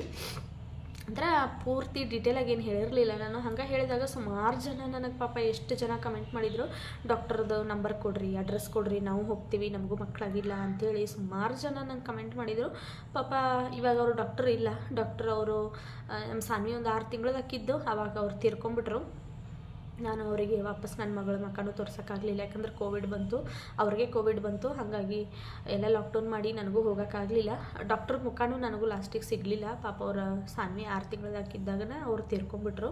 ನಂಗೆ ಡಾಕ್ಟರ್ ಅವ್ರು ಹೇಳಿದರು ಲಾಸ್ಟ್ ಚೆಕಪ್ಪಿಗೆ ಹೋದಾಗ, ನೀನು ಪಾರ್ಟಿ ಗಿಟಿ ಏನು ಕೊಡ್ಸೋದು ಬ್ಯಾಡ ನನಗೆ, ನೀನು ಬಂದಾಗ ಒಂದು ಸರಿ ನೀನು ನಿನ್ನ ಕೂಸಿಗೆ ಮಕ್ಕ ತೋರಿಸಿ ನಾವು ಆರಾಮದೇವು ನೋಡ್ರಿ ಅಂತ ನೀನು ಹೇಳಿ ಹೋದೆ ಅಂದ್ರೆ ಅದ ನನಗೆ ದೊಡ್ಡ ಪಾರ್ಟಿ ಅಂತ ಹೇಳಿದ್ರು ಅವ್ರ ಪಾಪ. ಅಷ್ಟು ಒಳ್ಳೆ ಡಾಕ್ಟ್ರು, ಉದಯ್ ಡಾಕ್ಟರ್ ಅಂತೇಳಿ. ನಮ್ಮೂರವ್ರಿಗೆಲ್ಲ ಇರೋರಿಗೆಲ್ರಿಗೂ ಗೊತ್ತಾ, ವೀರಭದ್ರೇಶ್ವರ ಕಲ್ಯಾಣ ಮಂಟಪ ಹತ್ರ ಎದುರುಗಡೆ ಒಂದು ಸಣ್ಣದು ವಿಮಲ್ ಕ್ಲಿನಿಕ್ ಅಂತಿತ್ತು, ಅಲ್ಲೇ ನಾನು ತೋರಿಸಿದ್ದು. ಎಂಥ ದೊಡ್ಡ ದೊಡ್ಡ ಹಾಸ್ಪಿಟ್ಲಿಗೆ ತೋರಿಸಿರೋನು ನನಗೆ ಮಕ್ಕಳಾಗಿರಲಿಲ್ಲ. ಆ ಹಾಸ್ಪಿಟ್ಲೊಳಗೆ ನನಗೆ 3 ತಿಂಗಳಲ್ಲಿ ಒಂದು 10,000 ರೂಪೀಸ್ ಒಳಗೆ ನೋಡ್ರಿ ನನಗೆ ಸಾನ್ವಿ ಹುಟ್ಟಿಳು. ಇಷ್ಟೈತೆ ನೋಡ್ರಿ ಡೆಲಿವರಿ ಸ್ಟೋರಿ. ಇಷ್ಟ ಆಗಿದ್ರೆ ಪ್ಲೀಸ್ ಒಂದು ಲೈಕ್ ಮಾಡಿರಿ, ಮತ್ತು ಪ್ಲೀಸ್ ಚಾನಲ್ನ ಸಬ್ಸ್ಕ್ರೈಬ್ ಮಾಡಿಕೊಂಡು ನನಗೆ ಸಪೋರ್ಟ್ ಮಾಡಿರಿ ಅಂತ ಕೇಳ್ತೀನಿ. ಸಿಗೋಣ ನಾಳೆನೇ ಮತ್ತೊಂದು ಹೊಸ ವ್ಲಾಗಲ್ಲಿ. ಅಲ್ಲಿವರೆಗೂ ಬಾಯ್.